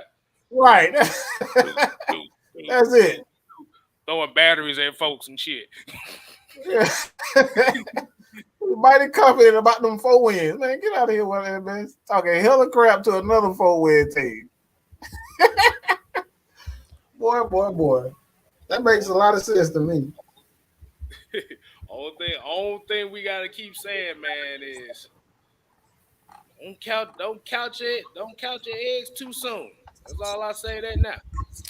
Well, the Eagles got the 49ers this week, so they're gonna get a real litmus test because we know that the 49ers is a physical team. So they're gonna find out real quick about Jalen Hurts because Bosa, he licking his chops. Yeah. I say that with every team. Don't count your Y'all gave up a hold on 1 second. I'm sorry. I apologize. But I just thought about something. I need to get the numbers on the 49ers running game because if you worried about you talking about the Falcons, the 49ers scored 41 points. Yeah, they went 41 points. But y'all gave up 124 points to this 124 rushing yards to a team with the Atlanta Falcons who are supposedly soft. So what the hell did that make y'all if y'all gave up 124 yards rushing to a soft team? And the 49ers have a better run game and a play call right now than the Falcons do. So you confident, bro? You confident? I got the stats for you, Mike. I got the stats from Sunday. So the 49ers ran on the Detroit Lions for 131 yards rushing. And then Deebo Samuel had 9 receptions for almost 200 yards. He had 9 receptions, 189 yards receiving in the touchdown, a 79-yard touchdown running, catch and run. Kittle had 4 receptions for 78 yards. They had a total, it looks like, of over 400 something yards, almost 500 yards, because they threw for 319 yards. So yeah, it's gonna get real. Yeah. That's a lot. Like I said, you better hope y'all can get the ball back because if y'all gave up 124 rushing yards against us, and this ain't Kyle Shanahan, he will run the ball all game long if he feel like he can win with that. So good luck with that, partner.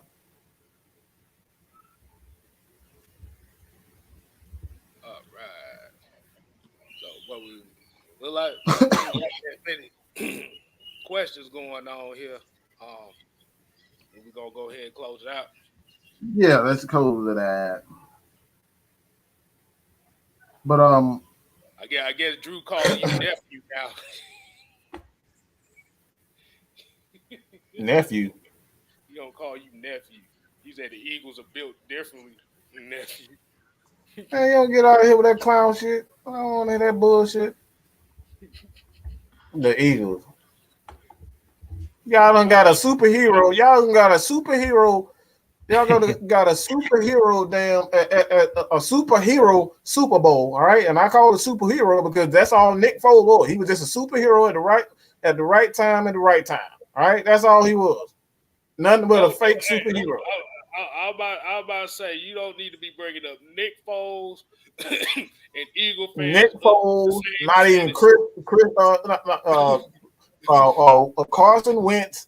You talking all this mess when Carson Wentz ain't even on your team anymore. You playing for another team. Nick Foles on another team, and Jalen Hurts. We had a pretty good game for the most part, but like even that, like he was just throwing the ball and letting the athletes do what they do. Oh yeah, we'll hand the ball off, throw the ball short, and let the athletes do what they do best. So it's like he did a great job in his first game, but I'll tell you all the time. This is a game of consistency. I want to see if he can do this game after game. Well, we saw, you should know better than any Falcon fan that you have a quarterback in Carson Wentz have one good year and then y'all end up trading them. So again, man, like keep that same energy. All right, keep that same energy. Y'all still got to beat the Giants. All right, the Giants still have a great defense. They have Saquon Barkley back. And I don't give a dang what nobody say. I love the hell out of some Daniel Jones, bro. That dude, when he finally click, when he finally get it, he gonna be one hell of a quarterback. So I'm just saying, you might want to hold your horses a little bit.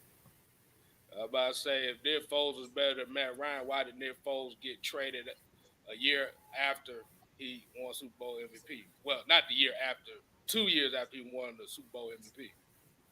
Mm-hmm. You don't trade away no Super Bowl MVP if he's that damn good. All thing I just said, don't count your eggs too soon. All I say. But yeah, let's go ahead and close it up, man. Yeah, I didn't answer that question about Kendall Sheffield. Oh man, we don't damn know. Man, his ass on the what he on the list? We don't. Had they listed what was going on with him? No, because I haven't seen an update about that. To be honest, I think he on IR. He's on IR. Yeah, he's on IR. Yeah, he's on IR. So he ain't coming back no time soon. When you don't, I mean, they can bring him back, but don't look for him to come back until I'll say towards the middle of the season, because he didn't play like in none of the preseason games. I really think they kept him on the roster because of you never know when an injury will strike, and he's one of the veteran corners that we had. We have a lot of young corners, so I think that was the only reason they kept Kendall Sheffield. To be real with you guys, we got a lot of rookie corners. So the reason they kept him is because he showed.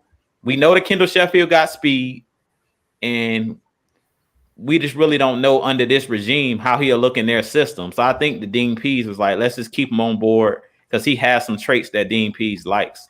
But I don't think he's going to come back from injury anytime soon. Exactly. That's what I feel. That's what I definitely feel. Really bragging on some Philadelphia Eagles. Some Nick Foles and Carson Wentz. He really bragging about that. It was one question I had for the panel too, Mike. Yeah, boy. It was a question that I seen. I don't know exactly. Let me see here. Because I'm scrolling. It was Julian Rodriguez that put it in here. He was talking about He was talking about the Tennessee Titans offense, like their offense struggling. Do we think it had anything to do with Arthur Smith not being there, basically? And I think that that's a good question. And I do think that that's one of the reasons why the Tennessee Titans offense struggled. And that's the reason why I still have hope. Like all those people coming on my channel, coming on AFN, going on Mike and KStylzz channel, basically stating like why y'all still got hope and stuff like that. It's been one game. Like we haven't even seen half of Arthur Smith's playbook. Let us at least get to the quarter pole before we start, making judgments and stuff like that. We don't know. Kyle Pitts really didn't play none of the preseason. So he's still trying to learn how to use all these players, see what these guys can do best. So I'm not giving these guys an excuse, but I'm saying give them a chance. Because I remember Dan Quinn's first season, we started off 5-0. Everybody was singing his praises, and then we lost like a bunch of games in a row. Yeah, like I think we went 8-8 in his first season. So just give this guy a chance. Because I know one thing, Derrick Henry didn't look like Derrick Henry on Sunday. Julio didn't look good. That offense buttered. Yeah, that offense, they didn't look good against the Cardinals. The Cardinals made them look really ordinary. Ryan Tannehill, everybody saying he's better than Matt Ryan. He didn't look good on Sunday. So I think that has a lot to do with Arthur Smith, just to answer Julian Rodriguez's question. I think the Arthur Smith scheme, like when you go from changing schemes, Mike talked about it earlier. Chemistry.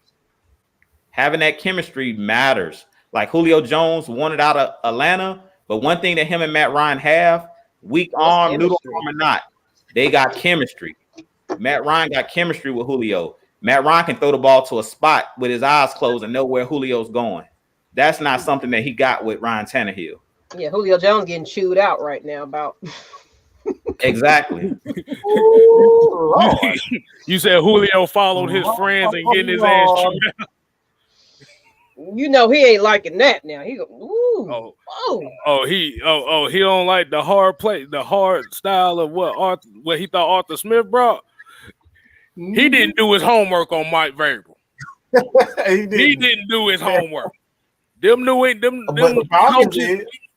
Huh? The Falcons did. Knew what they did when they were trading him. They knew exactly he was a butthole. Falcons knew exactly what they were doing. You have to remember, a lot of those coaches that come from that Belichick system all are like that. They always try to do it the Patriot way. And if you mess up one time, they about to talk shit about you to the public. Mm-hmm. So there's as far as the question is concerned, like absolutely, we'll get to this one. But yeah, I think it takes time because you got to understand that like it starts with the quarterback. The quarterback, he needs to understand what the play caller is thinking at all times so he can adjust his way of thinking and his game. So right now, like I had a Tennessee Titan fan, and forgive me, but I don't remember who it was. Must stating this, like we got a great play call, and I was wondering at the time why he was saying that, but now we see why he was doing it. Tennessee did not look good offensively, so they missing Arthur Smith right now. They missing the heck out of him. And Falcons fans, we want to throw him in, off the top of a mountain. But at Tennessee, they love him, so it takes time. Right. About to say, somebody got a car blinker on or something? I'm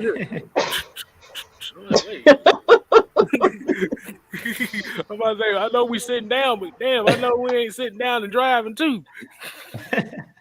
Doop, doop, doop, doop. And y'all think Matt Gono is coming back? Will be a huge help. And you think will he be back this year? Jordan, didn't they cut him, or what?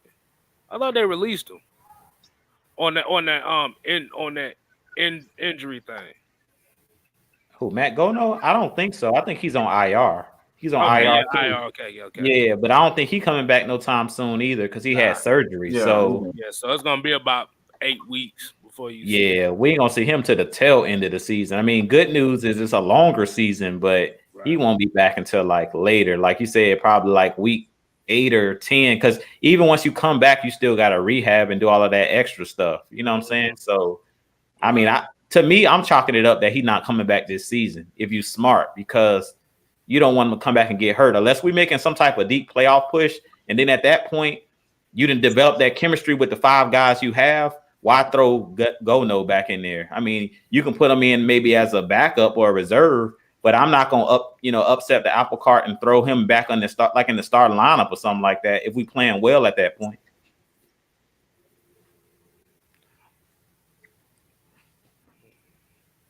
Let's get into the fans' predictions since y'all know y'all don't really do predictions. So since y'all getting ready to wrap it up anyway, let's get these predictions in the chat, even though give and take game 1.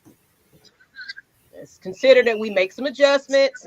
We come out there kind of changing it up a little bit. What do you think after, the keys of victory? We do everything we said we need to be doing. What are y'all predictions for this game coming up? And if you are a fan of the Tampa Bay Buccaneers, go ahead and chime in as well. Yeah, we don't really do predictions, and this week I don't like that. I'm not doing no predictions or nothing. I just want to see the Look. The main thing I'm worried about is what are you going to do after getting your ass whooped? That's the main thing I'm worried about. Mm-hmm. The score was showing itself if they're tough enough to rebound.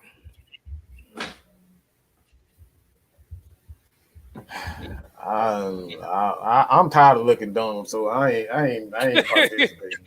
I'm just not. That's what I said. Leave it up to the fans. Leave it up to the fans. I'm trying to help you out, Mike. Because I look like an idiot. I look like an idiot with them. Because we didn't score for 6 points, and I know I had us scoring more than 6 points. So I'm not doing it. But the thing about scores is you really can't predict scores no way. The only thing you just really worry about is the spread. Can they make plays? Right. Mm-hmm. Can they make the plays? Because even when you making the plays, you can still lose the game. Right. Mm-hmm. So anything damn happen. There's no hope for us, according to Daniel N. I'm going to say this. The game is going to be a lot closer than a lot of people think. I don't think it's going to be a blowout. The reason I say that, and I'm not, I know Mike and them talking about the predictions. I'm not going to give a score, but what I'll say is this. I thought Dallas was going to get blown out the water, and Dallas was neck and neck with them the whole game. And anybody that lies to you, unless you're a Dallas fan, everybody had the Buccaneers blowing the Dallas out because we hadn't seen Dak play in the preseason. everybody was saying the Buccaneers was going to blow them out the water. I know a lot of people now are going to come out and say, yeah, I knew that the Cowboys had a chance. Nobody thought that they gave the Cowboys a chance. Not even Skip Bayless. And he's a Cowboy lover. And he was like, I'm going to go ahead and chalk it up 0-1, possibly 0-2 because they got the Chargers this week. So if the Dallas can give them a game, to me, we have better coaching than Dallas. Personally, I feel like our coaches are better than Dallas. So with me thinking that, in that line of thinking, I think that this game, because it's a divisional game, we know that those division games get crazy, and they're always close. I don't care what the record is. Last year, we were up on Tampa 17-0 with the coaches that we had. With Dirk Cutter, we was up 17-0 at halftime. So when you guys putting these predictions in here, think about that we competed with them last season, and I think that this defense this year is a lot better than last season. So I think it's going to be a lot closer game. I'm not guaranteeing a win, but I think it's going to be closer than a lot of people think. I just make sure they need to keep us as underdogs this time around, because if y'all watch the pre-show right before, every last person on that panel picked the Falcons to win. I said, no, we just stay up under the radar. Well, we 13-point underdogs from Vegas. From what last time I checked, we was like 13.5-point underdogs. 13.5, yeah. That's it. I thought Vegas was going to disrespect the shit out of us and make us a 25-point underdog. Yep. It might increase KStylzz. It started out at 10 points, and now it's stretched to 13.5. But as you know, Vegas, you know how they do. Yeah, exactly. I really doubt that it's going to be that wide of a margin. Like, this is one of the biggest I've ever seen. 13.5 points is a lot of points. That's a lot of points. And for those that don't know about that, like you said, that's like one of the easiest games you could pick right there, because 13 points is unusual. 6, 7, 8 are harder to pick. 13, that's unusual. I like what Racondo, a real Falcon fan, said. It's pretty much what the panel always say. We don't know. Exactly. We don't know.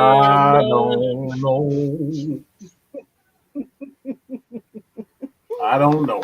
That's it's really just that simple. I have no idea. Exactly. Nobody would have thought the Saints would have blew out the dang Packers like that. Exactly. That game wasn't even close. So they scored 3 whole points. We talk about we scored 6. They scored 3 points. 3.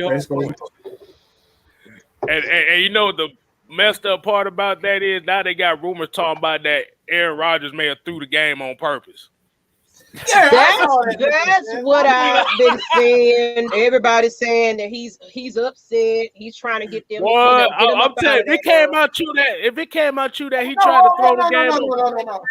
He said that the reason why he threw one of them interceptions because he got kicked in the nuts. Like, man, oh shit! I swear to God, bro, it's a quote. It's like it was literally. I threw the interception because I got kicked in the nuts. I was like really? Out of all the things that you could have said, you want to talk about you got kicked in the nuts? Like really? Whoa. And Supermoon Vibe said, I'm a legit worried about the line against the what I couldn't even say. Y'all already went to the super chat. My bad. I was trying to highlight that coming, and it's too over. I hope y'all seen it. If he does, them Redskins gonna beat the brakes off y'all asses. I tell you that now. Woo. Boy, he think he doing some trolling. Cause he asking us what we smoking. It might not be as strong as what your ass is smoking. But this dude said, he really think he's trolling. Like, well, you ain't seen no trolling. We ain't gonna get into 5 seconds of fame. Don't do it. That's the reason why he do it. He want the attention. $2. $2. We appreciate $2. Like I said, if you want to keep trolling like that, you throw them $2 and $5 in there if you want to keep trolling. We'll read them Sons of Guns all night. I read them all night long, every one of them. Exactly. I wanted to get back to Supermoon vibes since y'all cut him off so abruptly. And said, I'm legit worried about this line against Tampa defensive front, but we can exploit their secondary. Yeah. Not a question. I just want to highlight that comment. Anytime you got a quarterback, anytime you have a quality quarterback, you have the opportunity to win a game. If you don't have a quality quarterback in the NFL, you're not winning games, right? It's really just that simple. So that's why I say, consistency. That's one thing, is the way that you really kind of, see whether or not you have a good quarterback. Time after time after time, he's making plays, and that's something that Matt Ryan has done. Tom Brady and a host of other quarterbacks. So it's like anytime you got a quarterback, anything can happen. That's it. Can't stop a quarterback, you're not winning the game. Oh, my bad. I'm sorry. I'm sorry. I just got a notification. They talk about the bird battle. I'm like, bro, I don't give a fuck about that shit tonight. Oh yeah, Ja Rule and Ja Rule, Fat Joe. Man, who don't want to care about some Ja Rule? Got to be He gonna probably have Shunty. He gonna have Shunty on there probably. Let me see. She's gonna be on every other track with him. Hey.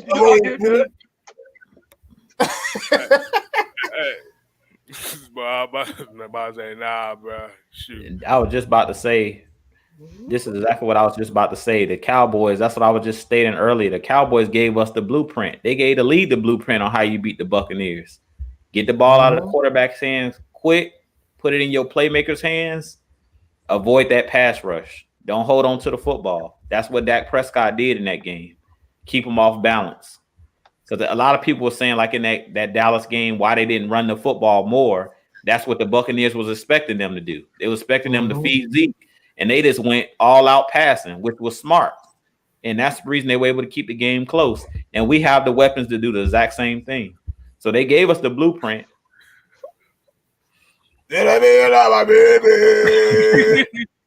I'm sorry. Every time I think about Ja Rule, I think about that failed Grecian food commercial he was in.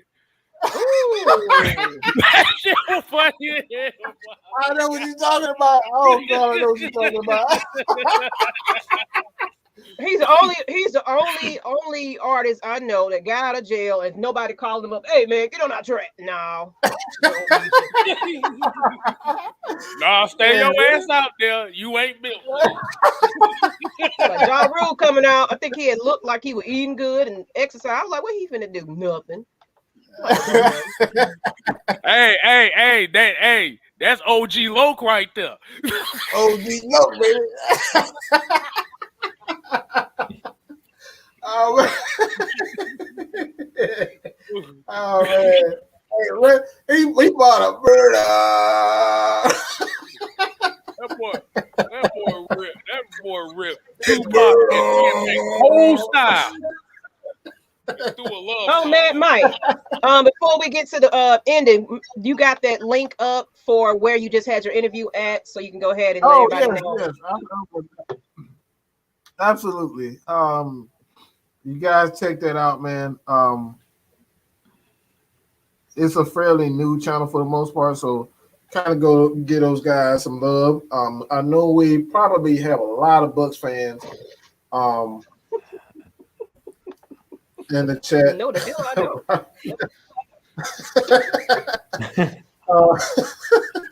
Ja Rule got a couple hits. I ain't saying he don't have a couple hits, but god damn, boy, I told you that Grecian food commercial just makes me laugh every time I see it.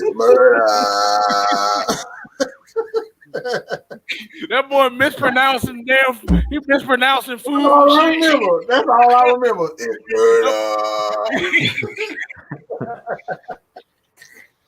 Oh man, that shit funny, bro. Yeah. One of them and my baby.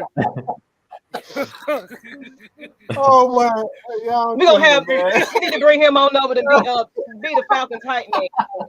He need a job. We need a job. Oh yeah, he did definitely. Bruh. Hold on. Bro, y'all made me want to bring that commercial up so bad right now. Y'all made me want to do it so badly. Oh, I might do it. Oh, let me see. Oh, Lord. Oh, man. Yeah. All right, I'm good. I think. I gotta do it now, man. Hold on. You finna go find it to watch. I'll look for it. Oh, my chest hurt. Oh, there you go. My green screen ain't worth shit now. Oh. See, Ja Rule heard you, sir. They dropped me. I don't go. Whatever, the show almost over, so I don't care. all right. Yeah, let's go ahead and wrap it up. Hold on. We can go watch some Ja Rule. Hey, I ain't worried about that. Look. Hold on. Oh, and Aisha said she never heard of Ja Rule. Wow. See, that's even worse. Hold on. Look. Hold on. I'm finna show y'all. Hold on. Oh, man. I told you, every time I see this goofy ass commercial, this is all I think is Yo, mama. Oh, man. Gyro, you ever ate your life so good? Think of you got my God. Peters, Pop Cristo, Peters. They got everything. I'm gonna just give you a rundown of some of my favorites. They got tzatziki, octopi tequila, whatever. But it's good. Oh my God. Top pizza. And they got wine too. I'm telling you, come on down to Papa Cristo. You can't even pronounce the food. It's so good. Show them what you working with, Papa. Show them how you doing. Hey, Papa. Hey, where are you? Papa Fish, are you here? Papa Fish, are you here? Come on down to Papa Cristo's, 771 West Boulevard, Pico. Or you can call right now and get it delivered. Papa Cristo's. Ooh, make you want to do the thing. That boy ain't got no shoes on. Oh my God, boy. Oh Lord. Y'all know y'all love that. That y'all love Oh my God. Y'all hold that pickles at night. Like, what the fuck was that? I'm good, bro. I told you. I can't get on Final Thought, bro. I can't even think right now. I'm sorry, Oh, bro. man. Hey, these folks probably be asking me like all the time, like, bro, what the hell do you be doing all day? Oh my gosh. We need to close. All right, let's close. Let's go ahead and close it out. Oh, hey, man. I gotta go first because I can't talk. All right, look. All right. Oh, hey man, I appreciate it, Robert. I appreciate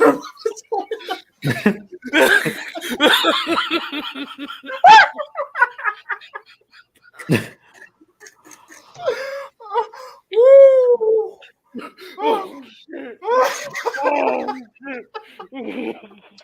We got some news real quick. We got some news. Bye, y'all. Bye. Wait a minute. Before we close out, I just got a movie cut. What? I'll wait. Go ahead, Miss Maggie. Go ahead. All right, just showed that Falcons cut Elliott Fry, wide receiver Jawan Green, and David Wells from the practice squad today.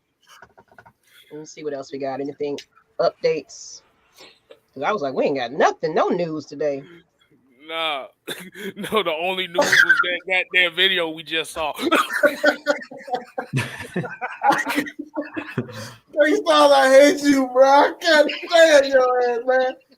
Oh Lord, Jesus Christ. Oh, shit. But yeah, that's it. I thought it was some breaking news, but it ain't nothing but practice squad players. All right, people. All right, let's go ahead and close it out. Matt, Mike, are you done? Mad Mike done. Do I need to play it again? No. No, please, no, Lord. I can't breathe, bro. Please just end the show. Please, Lord, have mercy. Oh, God.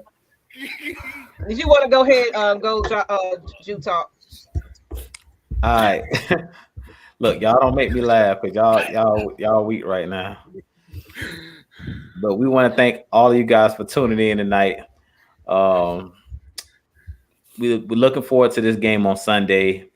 We'll see what the Falcons can do against the Buccaneers.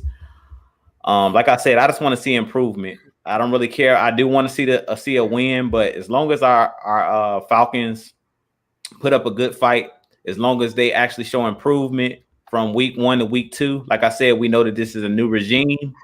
We know that Arthur Smith, they're still putting in their new schemes and things of that nature on the defensive side of the ball and the offensive side of the ball. So I just want to see improvement from this team. If I see improvement and the game is close and we're not making those same mistakes we made in the first game, then I know we're headed in the right direction. But this game is going to be a great litmus test to see what our Falcons team is made of. As KStylzz talked about, Jalen Mayfield, I want to see what he's made of mentally. I want to see if these guys are mentally tough and seeing if these guys improve from week 1 to week 2. That's all we can hope for in this game. But I do think that it'll be a close game. But with that being said, you guys make sure you hit that like button, subscribe button, not just on Jew Talk Sports, Atlanta Falcons Nation, on the road to 2K, KStylzz, Mad Mike Sports. Y'all make sure y'all hit that like and subscribe button for us. If you haven't already hit that like button on this video, please hit that like button on this video as well. I don't know if you guys want to, give y'all closing. Mike look like he done. Mike done, bro. Oh man. I'm gonna go ahead and get my closing part right now. I'm gonna get my closing part by request. I'm gonna go ahead and play it again. No.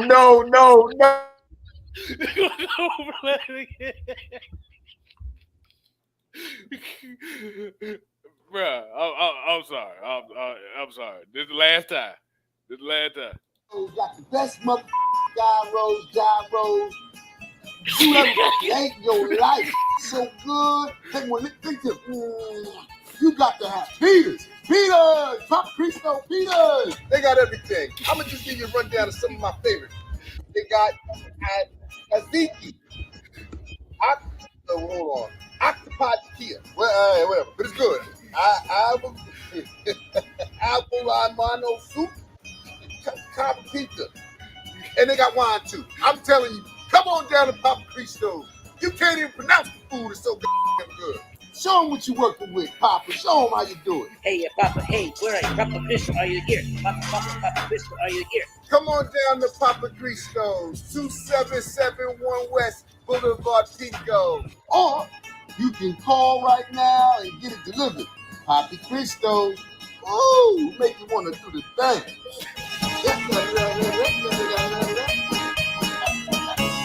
Opa! All right, we good. All right, I'll be for real this time. Like I said, y'all, I appreciate everybody tuning in tonight. Like I said, you make sure you subscribe to 6-Man KStylzz channel. Hey man, on the road to 500. I need 64 more, y'all. Hold on right quick. Good Lord, have mercy. Yeah. And I have a message to the quote Falcon fans that want to bully the other Falcon fans that still have hope. Go buy the opposite team jersey so you can be better with your life. That's too much wasted energy on some bullshit.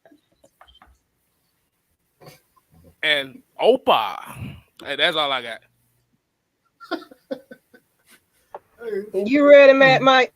Because I wanted to go last. No, let's just they hit that subscribe button. I'm done, man. All right, I hate you, KStylzz. I freaking hate you good, bro.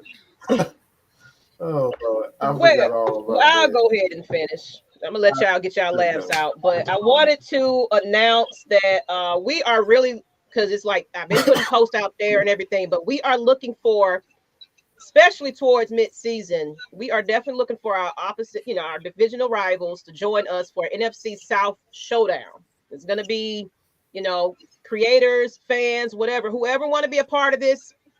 Tampa Bay, all of y'all. I'm looking for y'all. Hit me up if you're in the chat. Please hit up Miss Maggie, Maggie T at Atlanta Falcons Nation, Twitter, Miss Maggie T, Facebook, Instagram, wherever you can find me. I am looking for not just Falcons fans, but we want to have a nice little round table discussion with amongst our NFC South fans and creators. I know Mike just went on the Tampa Bay Bucs YouTube, so we're gonna probably have them on the show. But it will be kind of nice if we can have this discussion with a whole bunch of other fans talking about their teams once we kind of get into the season just a little bit. Especially, it would have been nice to have them on for Friday, the Tampa Bay, at least some of them to come on the show for Friday, because I feel like we should definitely invite our, our divisional rival fans to come join us sometime. So y'all just won't be seeing our faces all the time. In addition to that, if anybody had been watching the invite for the meet and greet, I decided to go ahead and cancel it on out. And the reason why I'm saying that, because I just don't want to risk our people that's coming from out of town, especially with Georgia and our governor over there acting a fool about mask mandates, especially with my oldest daughter's school has actually closed back to digital. I'm fearing, especially when it gets a little bit sicker and colder and we already got hospitals filling up, I don't want to risk anybody coming out here and saying that we got sick at the AFN event. So we'll just have to revisit that meet and greet a little later. Not saying we're not going to have it, but I'm thinking I'm going to just postpone it just to see how things die down here. I know we go to the games and everything and have a good time, but right now, I just don't want to put all our fans into risk at this point. I don't want to take that responsibility at this point. So we will have a meet and greet. We can do some small little local tailgates or things like that. I might try to do that, but the huge meet and greet where we got people, hotels booking and all that, I don't want to risk it, people. So chop it up to the game for the time being. We will have our meet and greets sooner or later, but I just want everybody to be safe. That's just the bottom line of everything, so. Sorry about that, people, but we will get it back going again. Okay. I promise. Hey, I'll about to say that Ja Rule commercial. That's what every Eagles fan was dancing like when they won. But